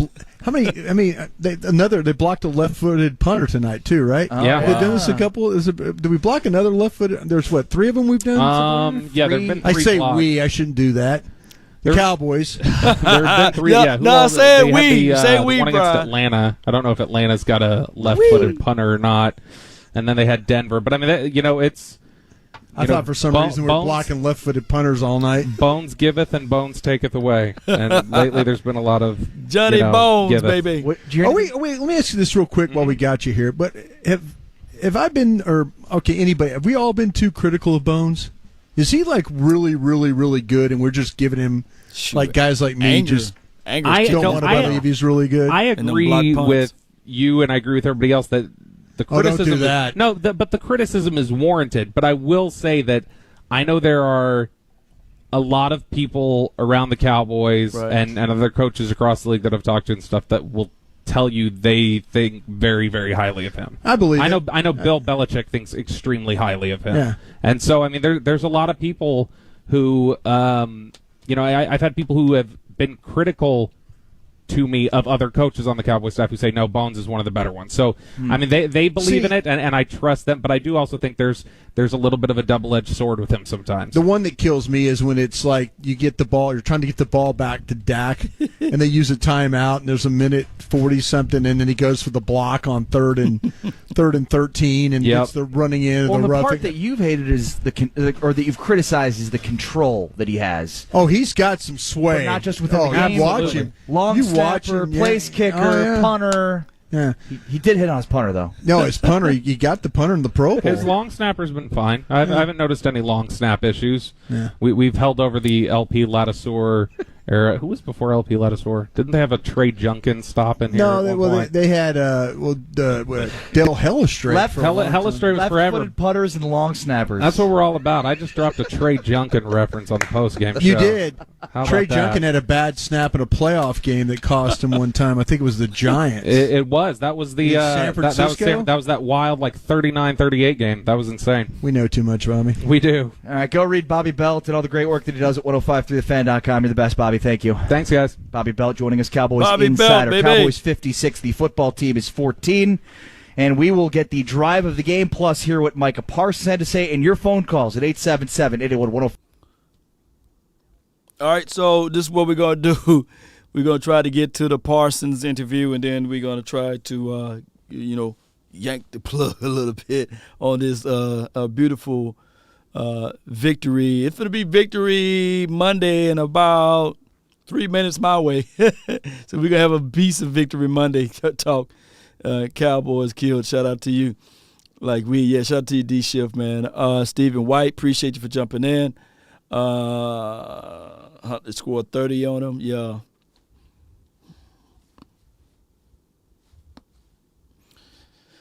All right. I was looking for this picture earlier. That's the only person that we have to worry about when we play against Aaron Rodgers. Not that dude in general. Not that dude in general, but the aficionados. They love Aaron Rodgers, man. So what you got to do is you got to get to him early and often, and you can't allow, let me put that face back up there, them to be in control of it.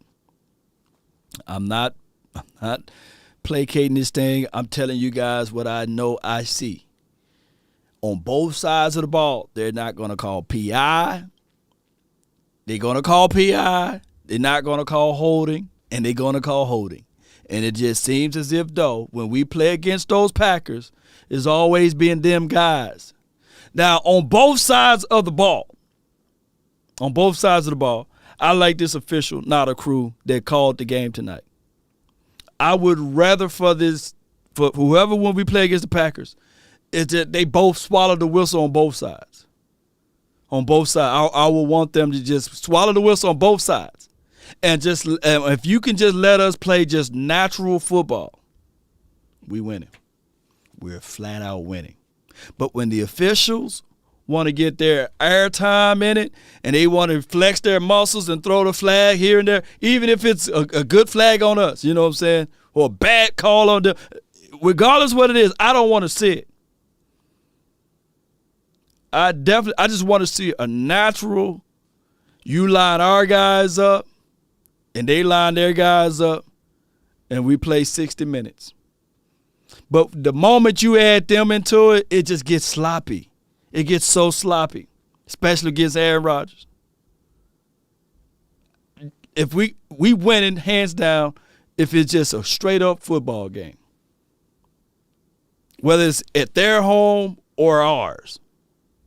But when you get that aficionados that control the game, it just gets sloppy. It gets too political. It gets too, hey, at the top of the route, was it a hole, was it no hole? You know what I'm saying? Super sloppy, yeah. So I just want a good, clean game when we play against Aaron. And one thing that I realized and I saw, Cleveland Browns had them right to death. They kept passing the ball. I said, come on, Baker Mayfield. A third of you Cowboy fans saying, oh, Baker Mayfield on the Dallas, man. He'll work numbers. Baker Mayfield is a better thrower of the ball than Dak Prescott. Shoot. I get it. The hatred of Dak Prescott, I get it. But, man, all they had to do was run the ball against the Green Bay. And I'm not sitting here saying that you run the ball on every down. You know what I'm saying? Don't run on every down, but create the matchups. I look at the Packers defense, they will fold like one of those cheap lawn chairs. They ain't about that life. They ain't about it. You run it on them. And that's what I like tonight.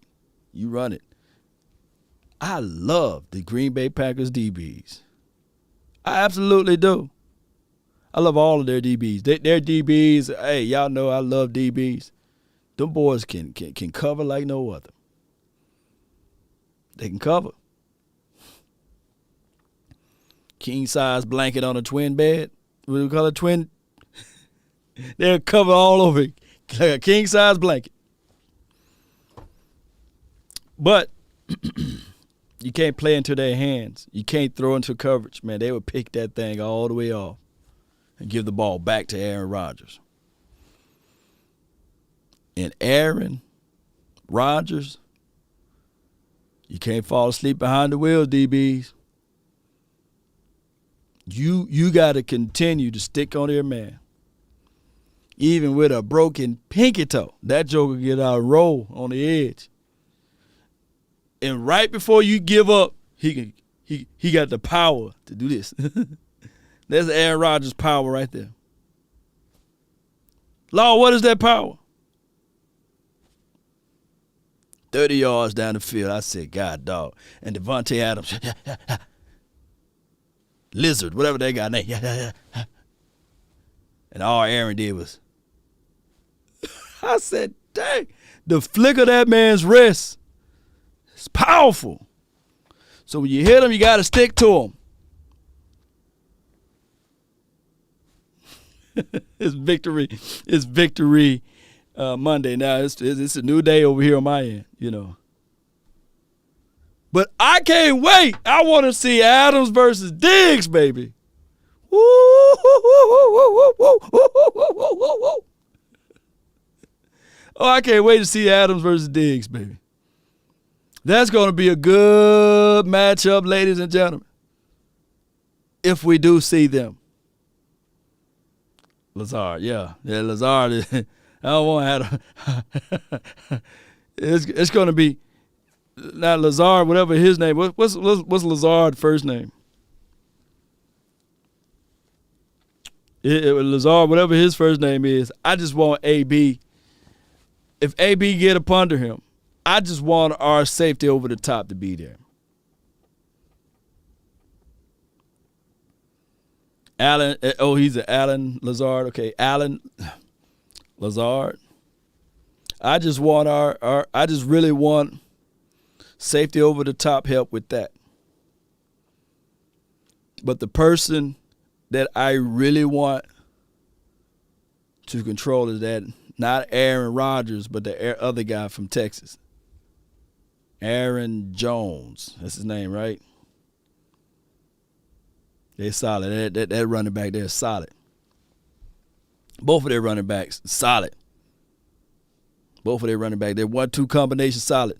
So D-Law, we know he ain't going to run on D-Law's side. Randy Gregory, be that rock, baby. And somebody got to play containment. Somebody got to play contain.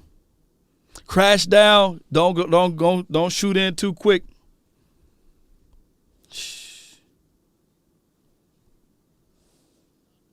But then you tip it to yourself, and then have the ability and the Corey balance, Dillon, body control, all that to stay along the sidelines and then get into the end zone. Incredible. I mean, think of the athletic plays the last few weeks from the Cowboys defense, especially at their defensive end. We think that Micah Parsons makes all these plays, but look at what your two defensive ends have been able to do. Look, I'm talking another really great athletic play, Kerr's sack. When you watch his sack, when you go back and watch the all 22, or if you do that, but his ability, he went up the field.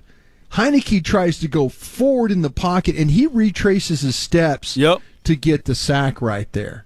That's just great. And he blew up that running back body too. balance, all those things. Burst. Killed that running back. When you're talking about defense, they always say coaches always say, "Oh man, we're playing fast." This team's playing fast and they're playing smart. Who's the best player in their defense? Shoot. I think Parsons, now that Diggs, their best and player Law. on their defense, you would think that it would be the guy who's going to be maybe the defense. Well, he's not going to be maybe. He's going to be defensive rookie of the year.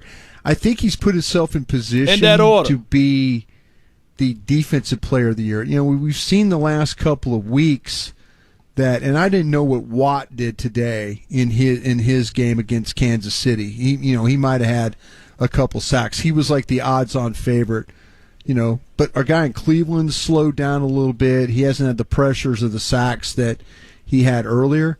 But Micah Parsons, you look at what he's done, and we talk about this playing on all the different levels, whether it's sacks, Appreciate you, Juan. pressures, tackles, knocking passes down, playing at all different levels. You'd have to say Parsons, but man, Tank looks so fresh. The way his body, he looks like he's the way he's getting up the field, the way he's causing problems. Randy Gregory, Curse, you could throw a lot of guys, but Parsons, you're probably going to stop Diggs, at number Law. 11 is where you're probably going to stop. TJ Watt did not have a sack tonight, so he's Rank 'em, Well, y'all. there you go. Okay, Rank 'em. yeah, well, in 17 and a half, but that's the same number of better sacks that defenses. Robert Quinn has. Am I right about that? He has 17, but yeah. Same thing. That's what I'm saying. We don't talk about Robert Quinn though. right. But I just think this might be a year where all of a sudden that the writers really look at and there's not one writer that thought the Dallas Cowboys were going to be, what were they on third down today on defense? It was incredible. Crazy. There was a point in time again where I look up, it's like the football team was like 1 of 9 or something. 3 of 13. 3 of 13. There you go. Leading the league in so defense y'all go on with third Parsons, down. Diggs, Law. Once again, 23%. So that their percentage of the season. Randy, go down. then Go down Curse, again. or Curse, then So Randy. yeah, Y'all that's let me the know. kind of thing when you start looking at the Cowboys defense and you say, well, man, what was the turnaround? Well, Dan Quinn getting hired was a big part. These Atlanta coaches that came in that were a big part.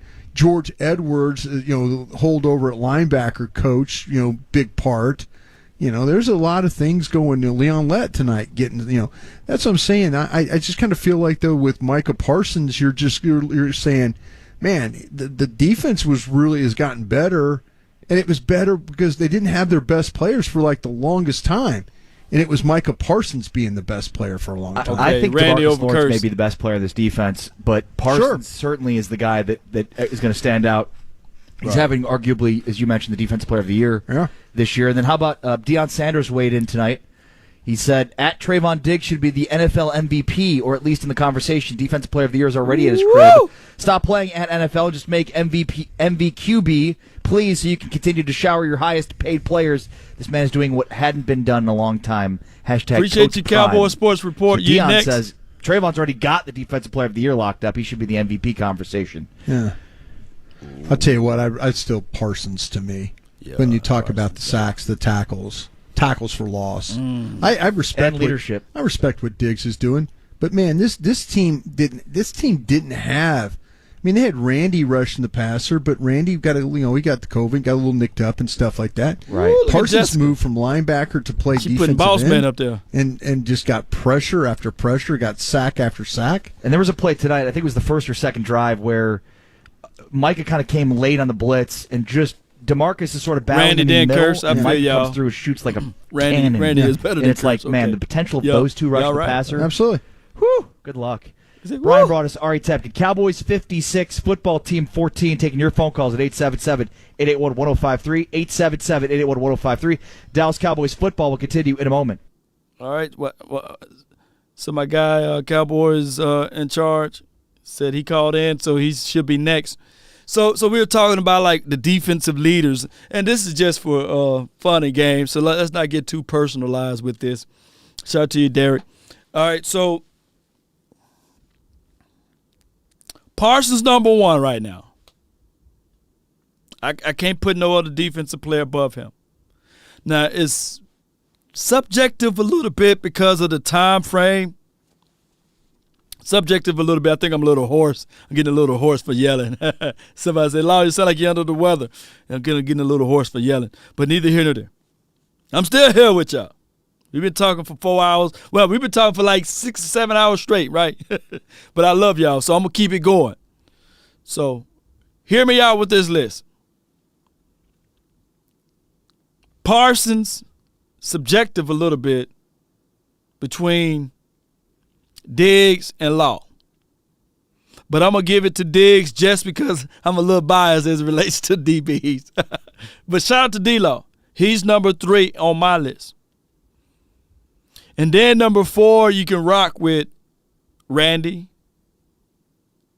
Curse. Hey, I'm trying to do this thing in a whole way order. After Curse,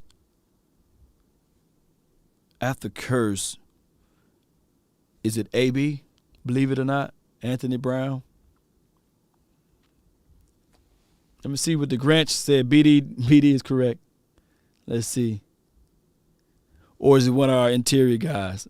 D-Shift says Parsons, D-Law, Diggs, Gregory, Gallimore, Curse.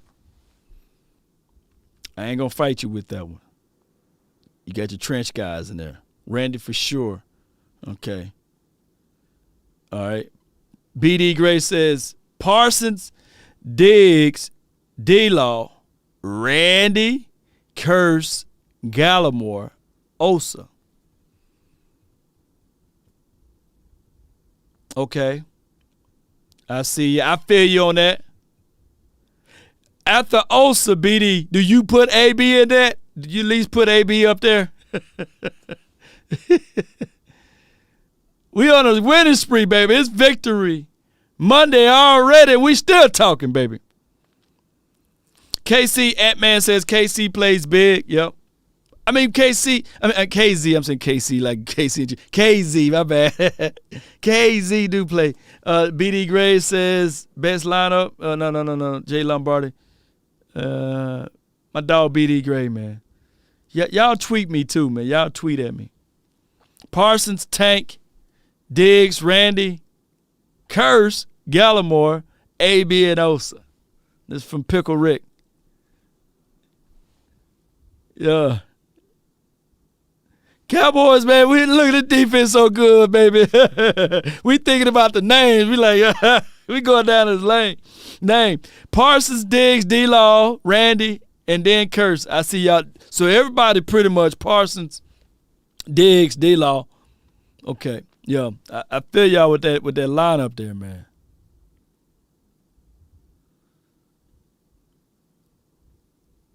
Parsons, Diggs, Randy, then D-Law. I don't know, man. Randy doing his job, but he ain't no D-Law, though. I like what Randy doing, but, man, D-Law is consistent with it, baby. Oh, my goodness. I can't wait to do the game changer. Remember we talked about that?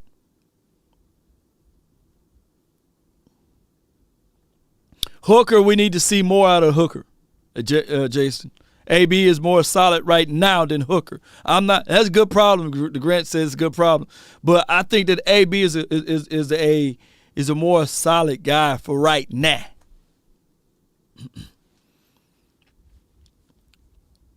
And low key, believe it or not, don't get mad at me.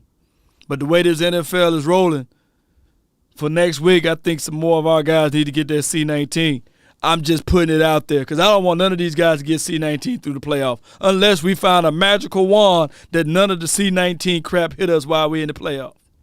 I'd rather for us to go ahead and get our lashes and get it out of the way so that we can go into the playoff 100 so we won't have to worry about no hiccups. See how this thing works. They come in twos and bunches. It's not just one person to get to C19. This thing coming in bunches. I know I'm going to get some hate mail at that, but I'm just telling you guys how I feel about that C19 right now. Get it out of the way. It sounds crass, I know. But when Hooker get back, we don't have to worry about him catching C19 in the playoffs. We don't have to worry about Amari Cooper catching C19 again in the playoffs. That's just crazy. That's just how this playoff and this Super Bowl is going to rock from here on out. Unless they can overlook it in the playoffs and say, hey, let these boys just play football. Get that stuff on up out of here and get it out of the way.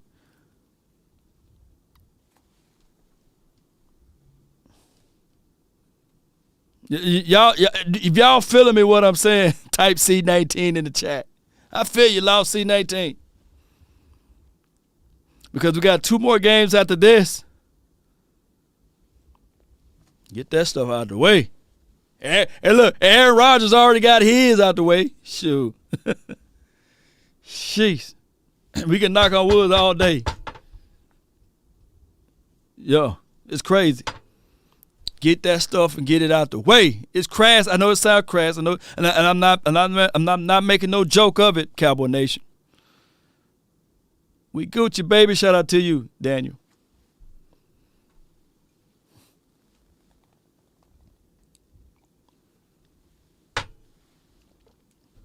Let's go. Yeah, Dak haven't got it. That's the only thing. That's the only thing. Peter, appreciate y'all. I appreciate y'all honesty, man. I appreciate y'all ain't out here. Council law. He said that the players should get C19. Cool. You know? No, but y'all get what I'm saying, and I love it. I love that, Cowboy Nation. I appreciate y'all. I don't want nobody to get sick, man. I'm praying for real. But, man, sheesh. I don't want nobody to get sick while we're in the playoff. We already made it to the playoff. You know, plays and tank. I mean, when you can't get to the passer, what do? They teach you to go straight up. I mean, when he went up, he went up. There was no getting the ball over him on that one. So, you know, great job by Tank. Great job of the reactions. You know, the hand-eye coordination, stuff like that. That's a guy right there that when he rushes the passer, you know, he's always, you know, moving, using his hands, the dips, the rips, James. Grabs, pulls, swats, swims. When you're that active with your hands, you make plays like he just made it in that game tonight. So far in the month of December, I guess that makes now 2 sacks for him, a forced fumble in the month of December. He also has 3 passes defensed, has the pick 6. DeMarcus Lawrence, that's come back from injury, has really been a strong point, obviously, for a defense that, you know, has a lot of strong players now. And you think about, you know, the combination of he and Micah Parsons together. Not even mentioning Trayvon Diggs and how good he's been, or Randy Gregory. And I think this is where, going back to Brad Sham's point that he made with us earlier on, you're off. I think we thought that this defense was going to be at best average, and so you were hoping it was going to be the 15th best defense in the league, based on where it was. You had to move up a ton of spots to get there. Yeah. So the fact that now we're talking about a top 5, top 10 defense here, depending on where you're looking. Now the offense doesn't need to be an offense that like what it was they've proven at the beginning that. of the year. They've proven that. But the bar was set so high for the offense. Parson, Law, Gregory, the Holy Trinity. I'm guilty of it. That's I'm good out there in one. Oxnard. I'm watching practice. I'm talking about CeeDee Lamb and Mike and Coop and all these guys and a healthy Zeke. He looks quicker, and Tony Pollard and Dalton Schultz. Yeah, I mean, you're just kind of like Michael Gallup. Yeah, you're talking about an offensive line. I mean, let's be honest, Ari, too. This offensive line, they haven't played with the starting 5 offensive line all year. Yeah. All year. And we're going to be, week 16 next week? Well, it was week 16 today, Shout out to you, Jay right? Reese. I don't know. I get so confused by this stuff. But it's like you've gone the majority of the season without your primary, what you thought was going to be your offensive line. So it'll be nice to get that all together. They're getting healthy at the right time in some certain spots. Hopefully for all these teams, the COVID situation won't. But there's teams that are just struggling with that right now. But big facts. I give the Cowboys some credit. They've been very proactive on, trying to prevent that, with whether they stay at the hotel or how they space everybody out, at the Ford Center there in the locker room and stuff like that. Bubble that they're thing doing up. the best they can to keep their team as healthy as possible. All right, let's hear what DeMarcus Lawrence had to say after this one. DeMarcus Lawrence, that pick 6, becoming the 3rd defensive lineman for the Cowboys to score a touchdown this year. Chauncey Golston had one as well in this game as he recovered a blocked punt. Here is DeMarcus Lawrence. D-Law, can you take us through the interception that turned into a pick 6? What did you see as the play developed? I mean, all honesty, the quarterback just threw the ball right in my direction, and, I was lucky enough to get my hands on the ball and make it to the end zone. I don't know how I made it to the end zone. I just made it. So there you go. Tell the young boys you can still run. Yeah, man. Just being the oldest guy on the defense, bro, it's a lot of talent to keep up with. So, I got to show the young boys that I still got it. So if it's touchdowns versus turnovers, and you got a turnover for a touchdown, how does that work for the bet? Right. Offense be cheating, bro. They only gave us the turnover, not the touchdown. So, they won the battle today, but, we're coming back strong next week. There we go. Do you feel like you guys made a statement at all today? I mean, I'm not really worrying about if anybody caught the statement. This is all about, us going out there and doing what we're doing each and every week. And I feel like we played a complete game today, yes. You're the first team this year to score a touchdown on offense, defense, special teams in the same game. How important is it to have such a complete victory at this point in the year? Yeah, man, it's just all about building on that momentum. And that's what we did today. Offense came out, scored. Defense came out, scored, and special teams. So being able to click on all 3 phases is huge for us. When's the last time you scored a touchdown? Probably high school. No, I scored in college too. At Boise or Utah? At Boise. Yeah, but this is way sweeter than that. So just blessed to be able to be in the moment and, get that touchdown. McCarthy said there was a bit of a celebration with the NFC East afterward. I mean, what does that mean to you guys? Division champions and still work to be done, I know. Yeah, I mean, sure. It means we accomplished one of our goals. Now it's time to, put this behind us and start moving on to our next goal. All right, there's DeMarcus Lawrence, who had a pick 6 in this game and was incredible. The NFC East Division champ, Dallas Cowboys, 11-4 now.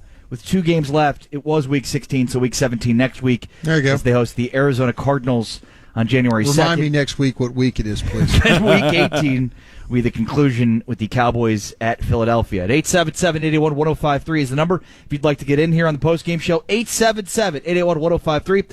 Let's talk to Jordan in the Colony. Go ahead, Jordan. Here on the Dallas Cowboys Radio Network. Hey, guys. Thanks so much for taking my call. Appreciate y'all, I just Jordan. wanted to say, appreciate you, BD Green. D-Law 29. Who want to style point wins and they want to nitpick this and that. And games like today, I'm a 21-year-old fan. This is the best team that I've probably ever seen. Just to all the fans out there, enjoy these games because you don't get years like this very often. So have a good night, everybody. Appreciate y'all. Hey, well said, Jordan. I couldn't agree with you anymore. There's a lot more that's going to be said and done about this season, and who knows if it ends up with a championship. And it's great to win championships, and I'm not trying to diminish that. But sometimes haven't won one in 25 years. 25 years, 26 years. But sometimes as fans, you can kind of lose sight of these moments. Where you feel invincible, where you're excited, you just swept your rival, and you've destroyed them. You took D-Law their was will 4 to when the compete last time away we won. as you beat them 56-14. Don't lose that feeling. No, and winning is very, very difficult, and that's the thing that this football team, it's built now in a way that it can withstand losing its best players for a time being, and Knock on wood. but the coaching staff is good enough to make up for that. And there used to be a time where you probably had the best players, but you didn't have the best coaching staff. And then again, they'll probably those coaches will probably say we probably had some times we didn't have very good scouts, and I'd probably agree with them then too. But that's kind of where this is at right now. You're right, enjoy it, but there's still some things that really, really, really need to be done, and I think some things that need to be fixed, and hopefully they will. Hopefully they'll get more consistency on the offense. Again, this one night looks really, really good. The defense, once again, continues to build on the things that we've seen from them before. 877-881-1053 is the number if you'd like to call or text to get into the postgame show. We'll take plenty of your phone calls coming up at 877-881-1053. Plus, we'll hear what Micah Parsons had to say after That's what I'm waiting on. sterling performance by the rookie. So we You're can listening to the yank Dallas this Cowboys cord. Radio Network. Have you applied for Colonial? That's what I'm waiting on right there, Cowboy Nation. I really appreciate y'all, man, so much. That bear jumping on my back. I seen some people say, "Hey, Law, open up the fall lines." Man, that bear jumping on that back. All right, so, and it's jumping in my belly. I got hungry again. I got to warm up some of that turkey over there.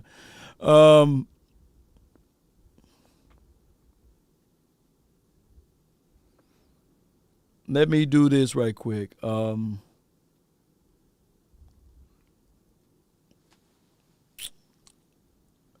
Should I do the 1 minute phone call? I'm thinking, do I do the 1 minute phone call? Because it's 12:26 where I'm at right now. And I've been laying down. Somebody said, "You been laying it down, baby, laying down the law." And I know y'all don't never sleep. I'm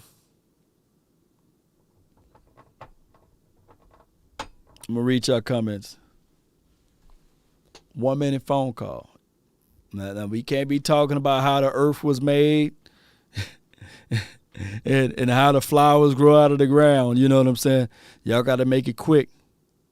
Yeah, we in this thing. All right, Cowboy Nation.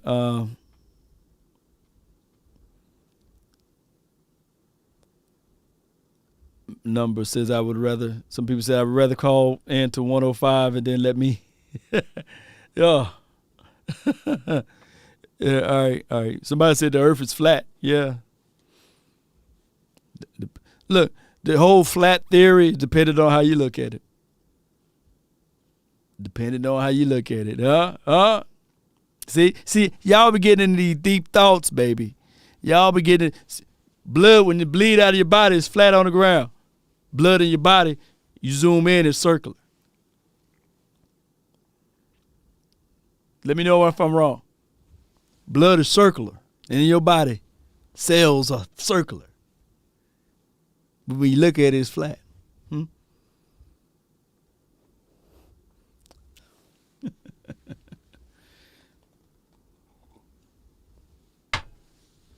All right. Let's go. Let me see if I can turn in this thing right here. And we bleed blue, yep. Blood circulating in your body's blue right now. When it hit oxygen, it turned red. Yeah, we bleed blue, baby. The conspiracy theory of life, you know. All right.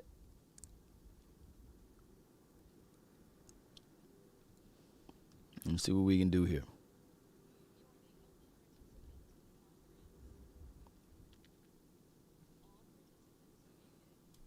Let me see what we can do here. Silver and blue.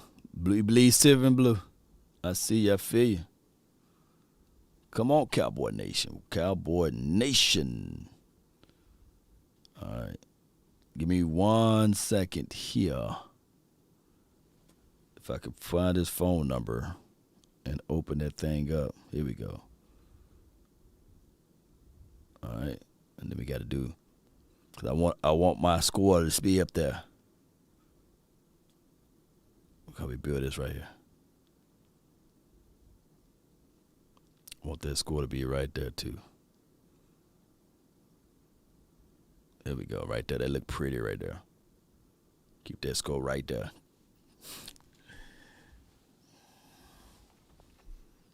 All right, let me see if they're gonna interview while y'all filling up in the room.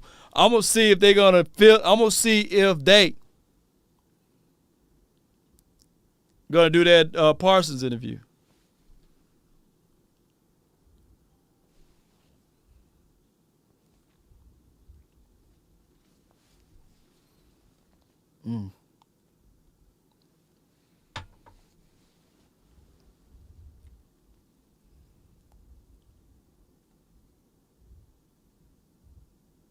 Let's go, Cowboy Nation. Let's go. I'm sitting here. Y'all can't hear nothing. I'm sitting there listening to them. They're giving us a lot to go off of. I'm listening to them. Fair. Y'all can't listen. Yeah. You still got that music in the background. Let me see. Y'all still rocking. Over 1,000 strong, baby. Y'all still rocking with me, baby. I appreciate y'all. I know what you're talking about. That's when we I got to clip all that background music. Let it go through all the way. Appreciate y'all, man, so much for jumping in. Let's see if they're going to do the Parsons interview. In form, personified. If they do the Parsons Micah interview, Parsons, another great game for him, though. Tank, probably a better game. Trayvon Diggs as well with his 11th pick. Here's Micah Parsons. Yay! With the media. If I remember the sequence right, I think you were out for a series and they scored a touchdown, and then you come back on the field, and I think that's right when you got your sack. Is that? I remember that right? Yeah. Zeke Parsons. Were they just giving you a series off, and did you feel any added motivation on that? Nah, I don't know, but I just try and get to the quarterback. That's all. What do you think about the way y'all did that as a group tonight? We could do a lot better. We did a good job though, but that's not the best we could do though. The defense, you guys have been playing at a high level for a while now. Do you think tonight, with the crooked score you guys put up, shows what this team looks like when the offense and special team are going at that level too? Yeah, exactly. I said we were going to peak, and I think we're peaking at everyone's healthy. We're peaking at the right moment right now, heading to the playoffs, and we just got to stay healthy and keep getting better every week. Are you tired? You seem a little subdued. Yeah, I am a little tired. That's all. Let's be honest. Long day. Night games are always long. 80 minutes or so before kickoff, 1,000 miles away, the Raiders beat the Broncos. Because of that result, you guys become NFC East champions. Were you aware of that? Were you guys monitoring that? I didn't know. I don't know how that stuff works, but I just saw we clinched it through social media, but I wasn't aware how that works. We've asked you with the Pro Bowl this week. We've asked you about individual goals, but as far as winning a division, being in the playoffs, where did that factor in for your goals for yourself this year? I think those are the first steps to the main goal.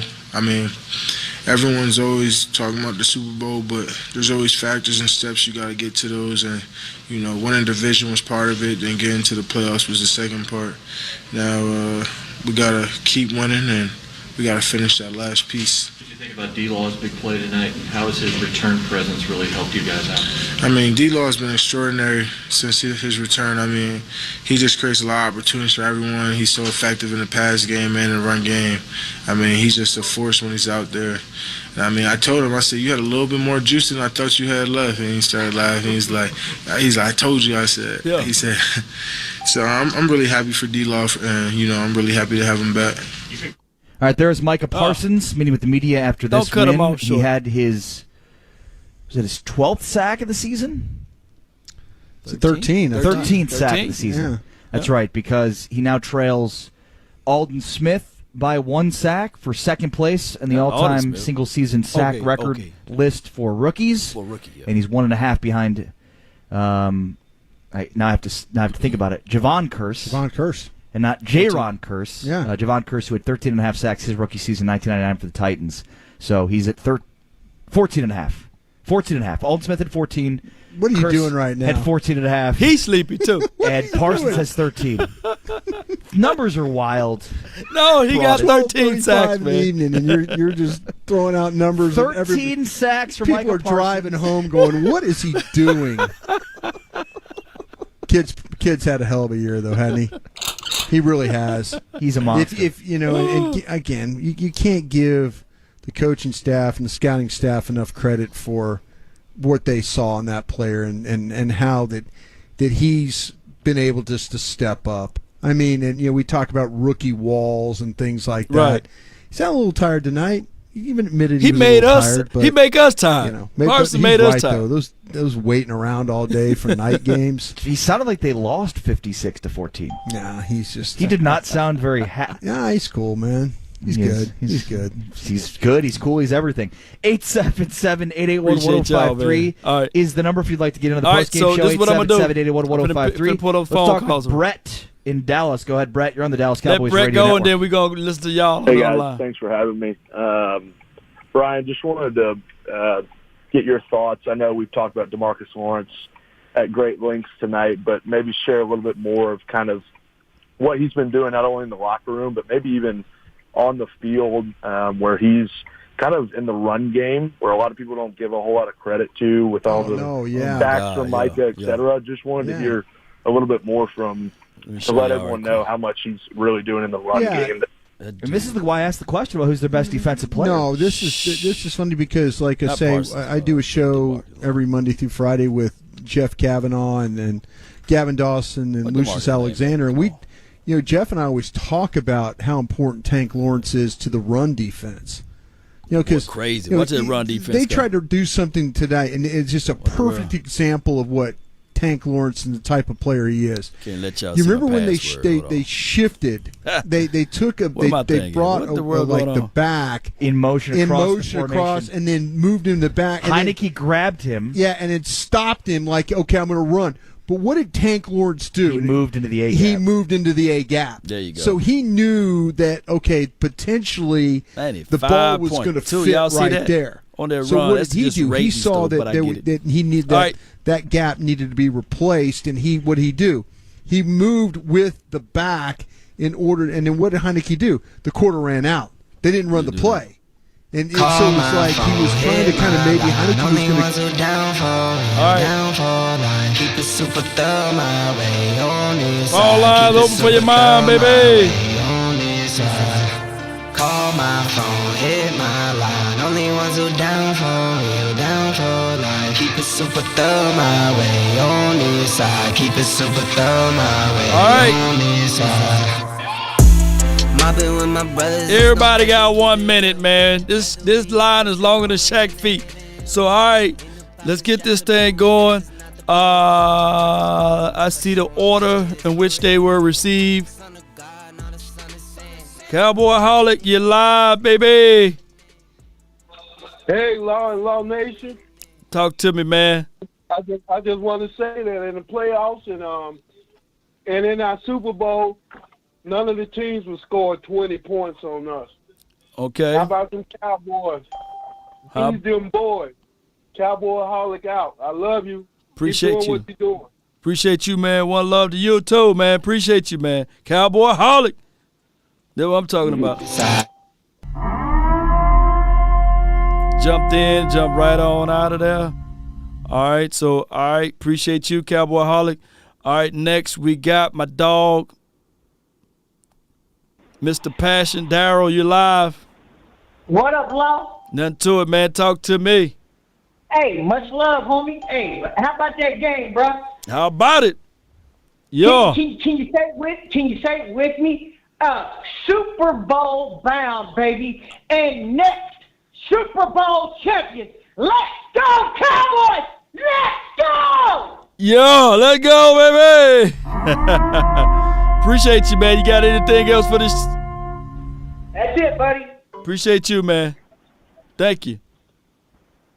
Thank you for calling in, man. That's the passion right there we need to see.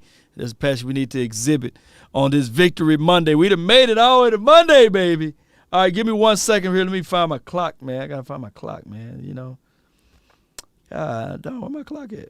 It's a bunch of all of that stuff. Hold on, give me 1 second here, Cowboy Nation. Countdown. Here we go. Bam. And we got to slide this thing. There we go. Building the plane while it's in the air, baby. All right, so let's go with, let me see the order of operations. We got Shift. That's what's next. All right, you live. D, Shift. Hey, what's up, Law? You got to excuse my voice, man. I was trying to yell out the whole AT&T Stadium. It's all good. But, yeah, man, I was fortunate enough to bring my son to, his first, he saw his first dead body in his life. Oh, yeah. Yeah, he got to see his first dead body, so that was a hell of a game to make it his first, man. Man, defense is great. I don't even want to talk about the offense no more. I don't understand why we spend so much time talking about the offense. Right. I love the offense, don't get me wrong, but I don't understand why we spend so much time talking about that slump word. Like, that's become my least favorite word since social distancing. So, man, let's keep it going, man. Number 6 on the way, bro. No doubt, man. That's glorious right there, man. Appreciate you, D Shift, man. Yeah, appreciate you, man. It's a good call from him, man. Good call from him. All right, let me straighten up my living room right quick. Come on, living room. Get straightened up, man. All right. We got the 915. You're live. Yo, Law, what's good? It's your boy right here, Cortez. Cortez, what's good? Now, man, coming live from direct from El Paso, Texas. I just want to say Doomsday is back, and we're going to go get number 6, and I'm out. Love. Well, love to you, man. Shoot, that's what I love to hear. All right, let me see if I can do it this way. If I can do it this way, it'll work even better. Oh, yeah, I can do it this way. My guy, 863, Scott, what's good? I love hearing that lady say unmuted when it come down to my number. What's up, Cowboy Nation? Man, look, I'm surprised that we still got people upset about how the Cowboys even played tonight. Oh, we should have saved some plays for the playoffs. Man, buck that. We won the game. We blew them out. And the reason why we up late with you right now, Law, because some of us ain't got no wife and we ain't getting none. But we got the daggone game. So I'm happy about that. You know what I'm saying? Cowboy Nation, be happy we winning like this. It's good. Dak is back. Mike McCarthy is the coach that I wanted. We won, baby. It's on. Up in this mamma jamma. Yes, indeed, man. I'm glad they don't listen to me. Remember, I wanted Urban Meyer. Remember that? Appreciate you, man. We don't need nasty Urban. Yeah, Urban would have been playing. He been all downtown Dallas, man. He been doing a whole bunch of stuff. All right, bro. Appreciate you, man. All right, man. Later, bro. At least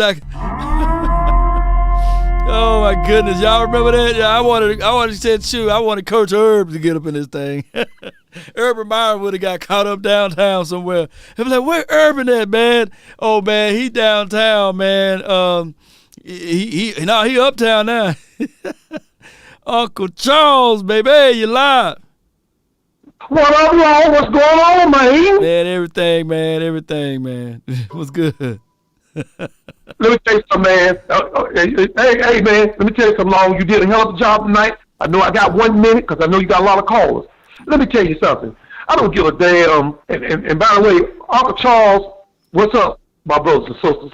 I don't give a damn what Green Bay doing because Green Bay should have lost Saturday. They cheated in that game, and they were running all up and down the field. Aaron Rodgers talking about his toe. We're going to take that little pink thing off his foot and put it in a damn jar. But if you want to pay the rest of those teams in Green Bay and Philadelphia, pay them like I paid my neighbor next door. They come to find out he's stealing out my yard, stealing my tomatoes. And you know I had a fresh crop coming in, Lord. And all of a sudden, he bring his ass over there Saturday morning and said, "Man, what you doing?" "Man, I'm putting some more vegetables down, waiting till my crop come in, but somebody been stealing." He said, "Well, man, I hope you find out." I said, "Man, you want one of these tomatoes?" He said, "Yeah." I said, "Put a little salt on them. Tastes good, don't it?" He said, "What you put on them?" I said, "Man, Miss Johnson cat come by every Tuesday." Now, see now, you got your tomatoes, you got your pepper, and you got Mr. Johnson cat. That's how we paid them back today. We're not scared of nobody now. Don't hold that back. Let that go. And we're going to roll over everybody we face And that's the truth. And I love you all. Appreciate you, Uncle Charles. Appreciate you, man. That's my guy. Uncle Charles, always the good information, baby. I let the FBI kick down the door, but he can keep going a little bit. 409, you're live. Hey, turn your radio down. Turn your radio down, 409. This Cotton, you're live. Oh, this 409 G Cotton, Law. Yeah. What's good, man? Talk to me, man. Hey, you got me live on the back, man. You got to turn me down. Turn your radio down. Yeah, I already turned it on, man. All right, good, man. What you got, man? Hey, man, I got to say, man, we annihilated some goddamn Washington football team. Yeah. You know what I'm saying? And I wanted to spread the light on two young players. Just like back in the day when Wilson got them 3 picks Mm-hmm. on that preseason game. I've been like a Malik Turner, man. That boy Turner needs to be put in the scheme a little bit, man. That boy doing his thing. And Boss Man Fat came in there and locked some stuff down, man. He did. I seen that. I want everybody to know. Them 2 young players, man, they on the rise. They should get some time in the playoffs, too, because they some rising stars, man. That's all I want to say. No doubt, man. Appreciate you so much, man. Thank you for calling in. My dog. Yeah. Right. Yeah. Good call from him. All right, so next we got Perez holding it down. What's good, Perez? Nation, what's good? Yeah, all good over here, man. We rolling. Hey, you hear my voice, man? Oh, yeah. I was at the game. I can't even talk right now, man. I was screaming so hard. But you know what? Dak Prescott is back, bro. He's back. And we're 11-4, and it feels good. Oh, yeah. It feels good after a win. And you know what? I got a lot of friends that, they doubt Dak. They thought, oh, Dak Prescott, he ain't got what it takes. Oh, he ain't going to come back. And they're just like uncertain fans, you know what I'm saying? But Dak is back. And to those people that don't believe in Dak, y'all don't deserve this win. You know what I'm saying? Right. They don't deserve this win. So if you're going to be a fan, not just don't be a fake fan. Be a real fan. You know what I'm saying? And that's all I got to say. I'm out. Okay, good, man. Appreciate you, man. Thank you so much. That's my dog, man, Perez. That's my dog, man. How that song goes, feels good loving somebody and somebody love you back. I can't hit the note because I'm a little hoarse. But y'all put the artist that sung that song, feels good, loving somebody and somebody loving you back.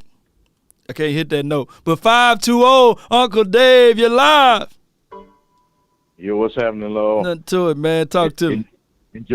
Enjoy this win. We just keep running his arm. We're going to keep running.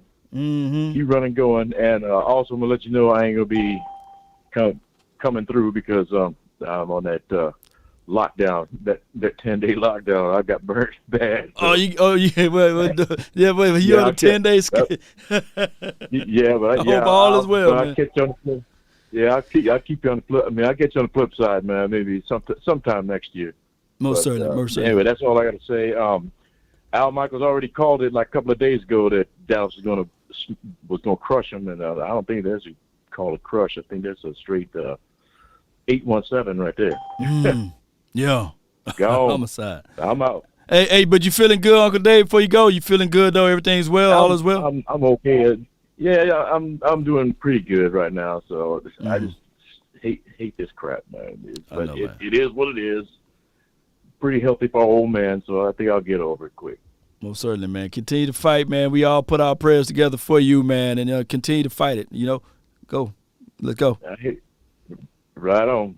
Let's go, Cowboys. Let's go, Cowboys. Lean forward. lean forward, NFC.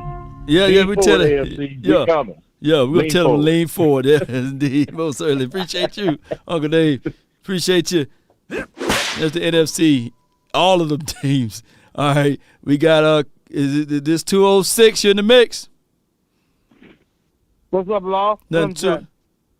What's up, MJ, man? Talk to me, man. How you doing, family? That was Doing a beautiful win. Everybody on here, if our quarterback play like that, that's the 2016 version, throwing that ball 5 yards, 6 yards, and then hit him over the top. That's all I want him to do. I don't want him to try to do nothing else. Play like that, he going all the way to the Super Bowl. Our defense is cold-blooded, and I can't wait to play. I hope we do play Rodgers, because number 11 is going to make him have hell. Super Bowl, baby. Let's There go. we go. There we go. That's my guy right there, MJ, man. And Marvin J, man, always holding it down. All right, so next we got the retired man himself. He said he retired from the 619. What's good? Oh yeah. What's going on, Law? Them two officer, man. Everything's good. Everything is good, man. We're checking in with you from the West Coast, man, and like I said, we just enjoying this win like everybody else did, and we keep this thing going, man. Most certainly, man. So what you got for this one? You know. Hey, man, I just wanted to let everybody know that the Law Nation and all the hardcore, real Cowboy fans, it's definitely a good win. I like what I saw today. I like the consistency that we put out today. I really like, not a lot of penalty things going on or whatever the case may be, man. That was real cool. We didn't make a lot of mistakes. They made the mistakes. We moved the ball well. Dak moved the ball well. Everybody contributed, and let's keep this momentum thing going, man. So, grade A for everybody on both sides of the ball, including, of course, special teams. The D holding it down. So, like I say, man, this is our game to fire it up and keep it pushing, keep it going with this momentum. No doubt. I appreciate that so much. Thank you for all that you do, man. Thank you so much. Hey, man, thanks for taking my call, Law Nation. Let's keep it going, bro. I like what you do, man. Appreciate you, officer. Good call from him, man. I got a great storyline with that. Wonderful officer there. All right, so next we got my guy, Point Dexter. You live. Yo, man, where's that button that says, are you not entertained? You got that button? Oh, yeah, I got you right here, man. I got you. Are you not entertained? Okay, well. Are you not entertained? Okay, well, you drop it after each one of them. Still catches a touchdown. Are you not entertained? Yeah. We get a block punt for a touchdown. Are you not entertained? Woo! Dak is throwing the ball all over the place. Are you not entertained? Woo! Keep it going. Zeke and Pollard running the ball hard. Are you not entertained? Yeah. Defensive line and number 11 has got the quarterback on the run. Are you not entertained? Woo! Keep going, baby. That's what I'm talking about, baby. Exclamation point. This is what we've been looking for ever since training camp, man. We've been saying this is the kind of squad we was going to have. The defense was going to catch up to this offense, and we were going to have that juggernaut that was going to take us to the Super Bowl. You hear what I'm saying, baby? Yes, we indeed. have put the whole NFL on notice tonight. Well, last night. We put the whole NFL on notice. Man, I am surely enjoying it. Are you enjoying it? Man, look. I'm going back. Are you not entertained? I'm enjoying it all. Well, appreciate you so much, Point Dexter, man. Hey, man, have a blessed day, man. Love you. Love you too, man. Appreciate you, man. Are you not entertained? Are you not entertained? Let's go. All right, man. All right. This is what I would do, man. Oh my God, it's 12:53. All right, I'm gonna lock this thing. The conference has been locked. And we gonna. I'm at my bad. I'm at my wit's end, as they say. I'm at the weak part of my body. My body is weak, Cowboy Nation. So what I'm gonna do is we're gonna run this clock for 7 minutes, and we're just going to give y'all got one count a point to get off. Y'all got to go with it. All right, starting off from my guy, JP. Appreciate you. You're live. Come on, shoot me rapid fire. Shoot. Oh, Merry Christmas, Law. Appreciate you. Merry Christmas to you, too. Hey, I didn't want Hey, my thing is the secondary, baby. Joseph looked good tonight out there. Hey, Lewis is running back. He's like, hey, he worried about getting back and starting, baby. But hey, we look good tonight, though. You ain't lying, dog. So, we look good. We need to carry this momentum into the playoffs and then figure out a way to shut everybody down in secondary. That's my thing, secondary, baby. They win the championship for you, baby. No doubt, no doubt. Appreciate you, JP. Hey, Flavor, what's good, man? 682. What's good? You live? In the door, waving the fofo. All you heard was Papa, don't hit me no more. Yeah. All I'm going to say is, hey, fasten your seatbelts, put your trays in the upright position, get ready for the ride. Super Bowl, I'll see you. Happy New Year, Law. Happy New Year, Cowboy Nation. Let's get it. Keep the faith. Yes, indeed. Let's go. Let's go. That's how we rolling this thing. 678, you live. We rolling. Hey, bro, Law. It's good. It's you? Hey, man. Hey, I got 2 parts, man. 2 parts. Gonna be real quick, though. Okay? You hear me? Go with it. Go with it. All right, now. First part is, congratulations to my Cowboys. But I said this in the beginning, like the last caller said. I seen this also in preseason. We lost in games. We did that. But I said, watch this here. Watch this here. Even though we lost against Tampa Bay the first game. But I said, boy, ooh-wee. I was grimy. I was mad as fuck. But I came back. Excuse my language. No, you good. You good. Right now.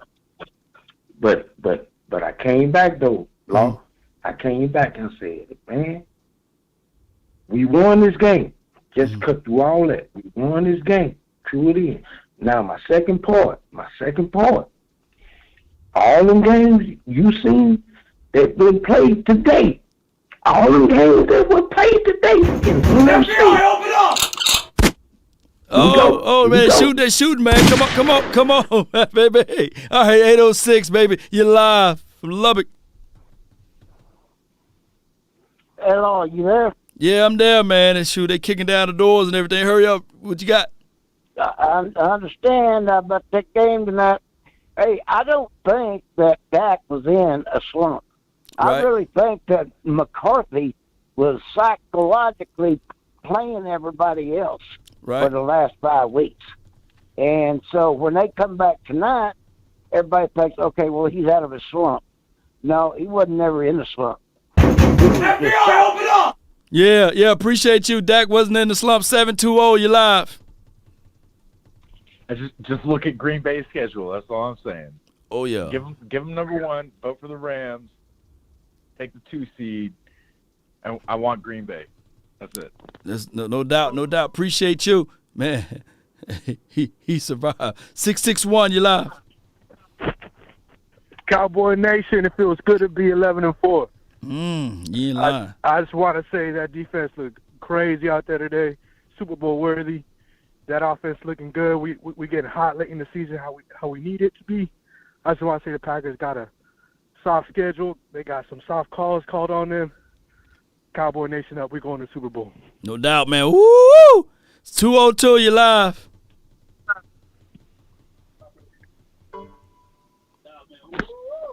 $202. Why must I chase the cat now but the cowboy in me? Yeah, but the cowboy in me. Yes, indeed. What else you got? FBI, open up! All right, 281, you live, baby. Yes, sir. Charles in charge in the house. Just want to say this team is better than the 07, the 09, the 2014, 16, and 18 team combined. And Minnesota will beat Green Bay next Sunday night. We'll get the 1 seed like that. Put it in your bank, baby. Do they go to Minnesota or they got to go to Green Bay? They're going to Green Bay, but it don't matter. Don't matter. Green Bay barely escaped the last 2 weeks. They're not going to escape this one. No doubt, man. The FBI looking for them and everything. But I appreciate you for the 281, man. Cowboys in charge, man. Appreciate you, man. Yes, sir. Willie D, you live. Man, Law Nation, what it do? Man, all good, man. It's all good. Man, look, one thing I want to say is, don't be shocked if Jerry Jones is partying with the team tonight in the club, man. Hey, everybody turn up and down. Let it shine. We down there putting 60 points on the boys tonight, man. Hey, man. Cowboy looking good, man. We doing our thing, man. I don't give a fuck what Santa Cho got to say, man. No, come on, man. You I already know, fam. Appreciate you, Willie D. Thank you so much for calling in. Yeah. That's my guy, Willie D. Lady Jessica, you live. Cowboys, what you gonna do? What you gonna do when they come for you? Yeah. Dallas Cowboys, East Champions! Yeah. Oh, that was it, lady? That's all you got? Come on, PVO. Oh, appreciate you. 12 and 4 coming through.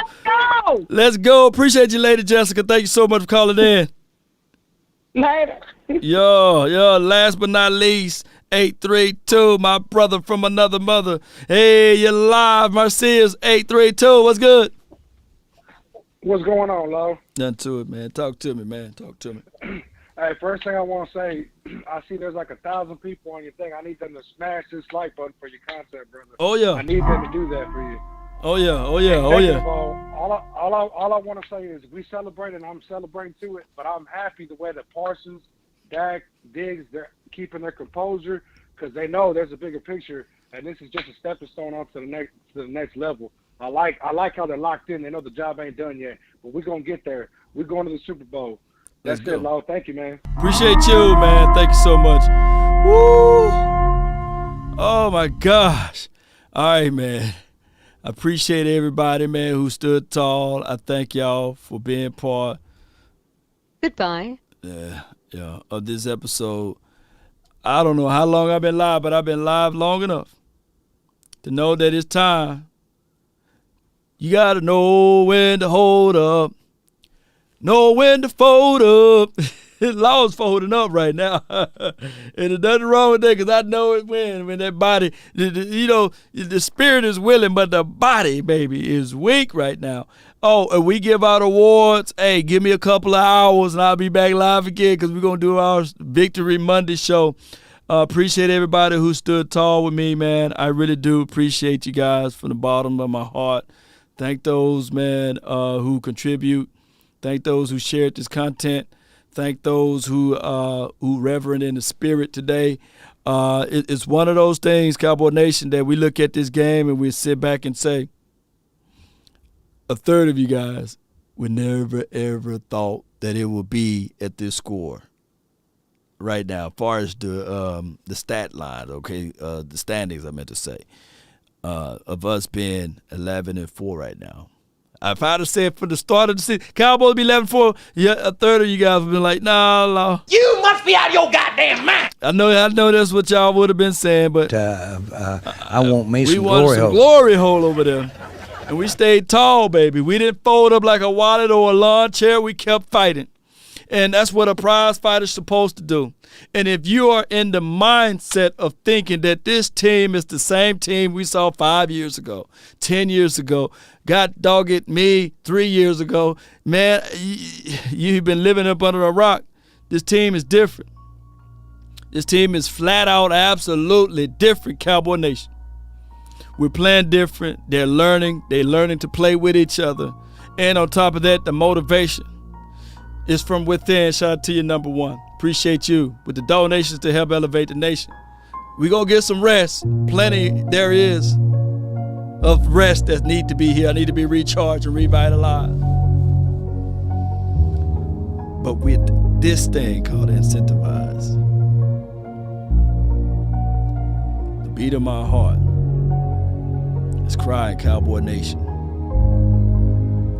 Yes, the dawn of the moment is right here. It is up to these boys to gravitate and elevate. So I come here to tell you guys that we'll be the naysayers. There will be the followers. There will be the people that say that this team didn't do anything. But I come here to tell you that this moment right now, how bad do you want it? I say, Lord, how bad do you need it? And I said, if you want a thing bad enough to go out there and fight for it, to work day and night for it, to give up your time and your peace and your sleep for it. If all of your desires of it makes you quite mad enough that you don't get tired of it and it makes you hold all of the things tawdry and cheap. If life itself seems empty and useless without it, and all that you scheme and dream is about it, if you'll gladly go out there and sweat for it, fret for it, plan for it, and lose all terror of your mind for it. If you will simply, just simply go after the thing you want with all of your capacity, strength and sagacity, with faith, hope, and confidence, and stern pertinacity. Need the cold poverty of famine should fan, or sickness. Just like Uncle Dave, he called in, even with sickness of body or brain. If dogged and grim and besieged and besetted, Cowboy Nation, we're going to be rejuvenated, re-energized, and we're going to get this. Winter is coming, baby. Yeah, it's here. Stephen White said that. Stand tall, Cowboy Nation. Let's not fold up like a wallet or a lawn chair. Let's continue to grind and shine. The name is Law Nation. It's been my time. I really thank you all for yours. And remember, you're listening to nothing but the best. Kiss the shovel, baby. Let's go, baby.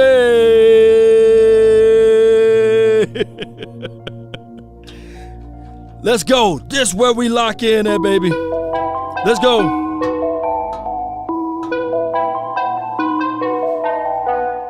Come here.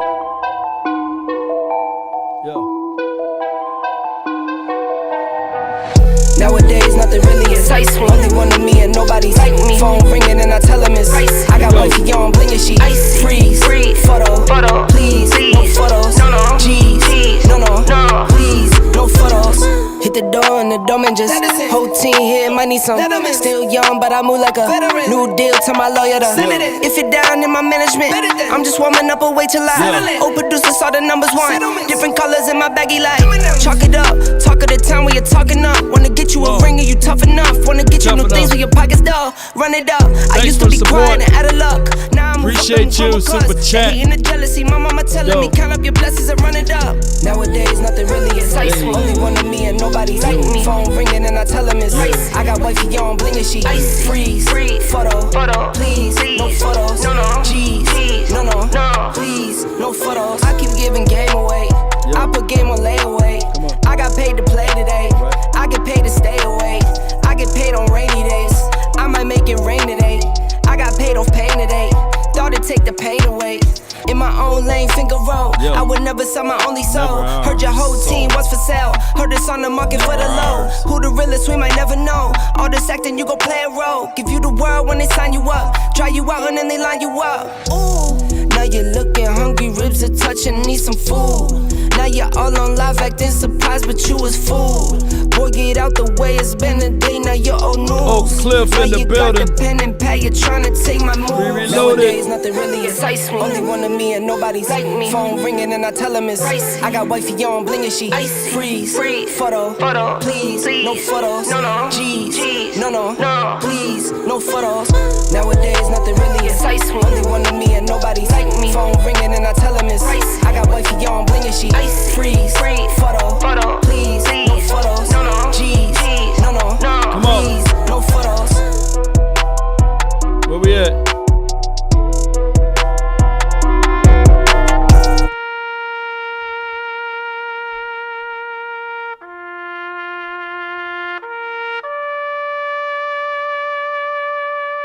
It's a shame what they did to that Washington team, baby.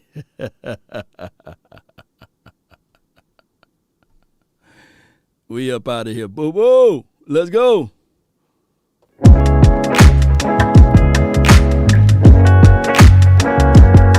Hey, let's go. Teddy Pendergrass, yeah.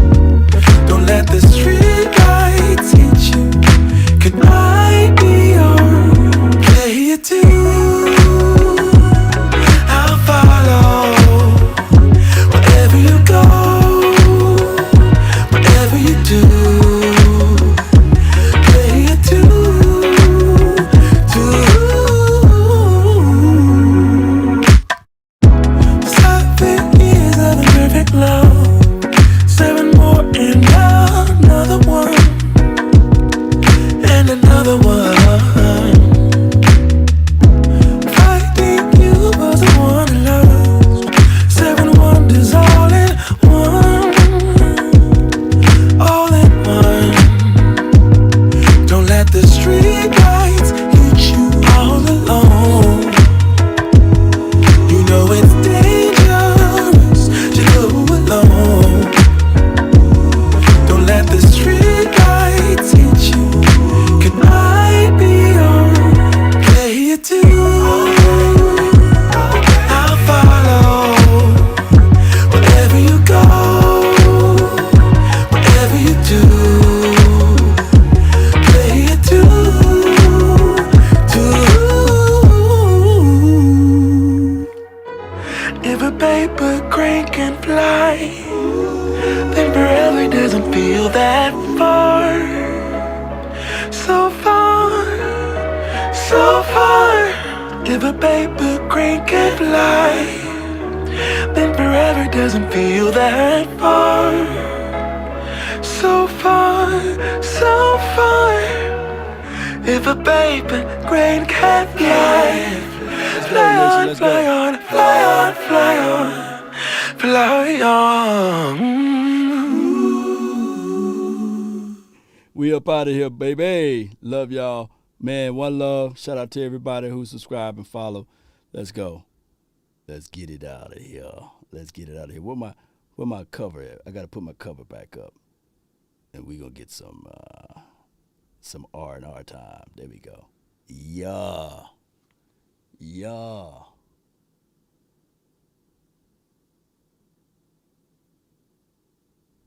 I ran up a check, I might do it again. Enemies close, had me thinking they're friends. 10 toes down.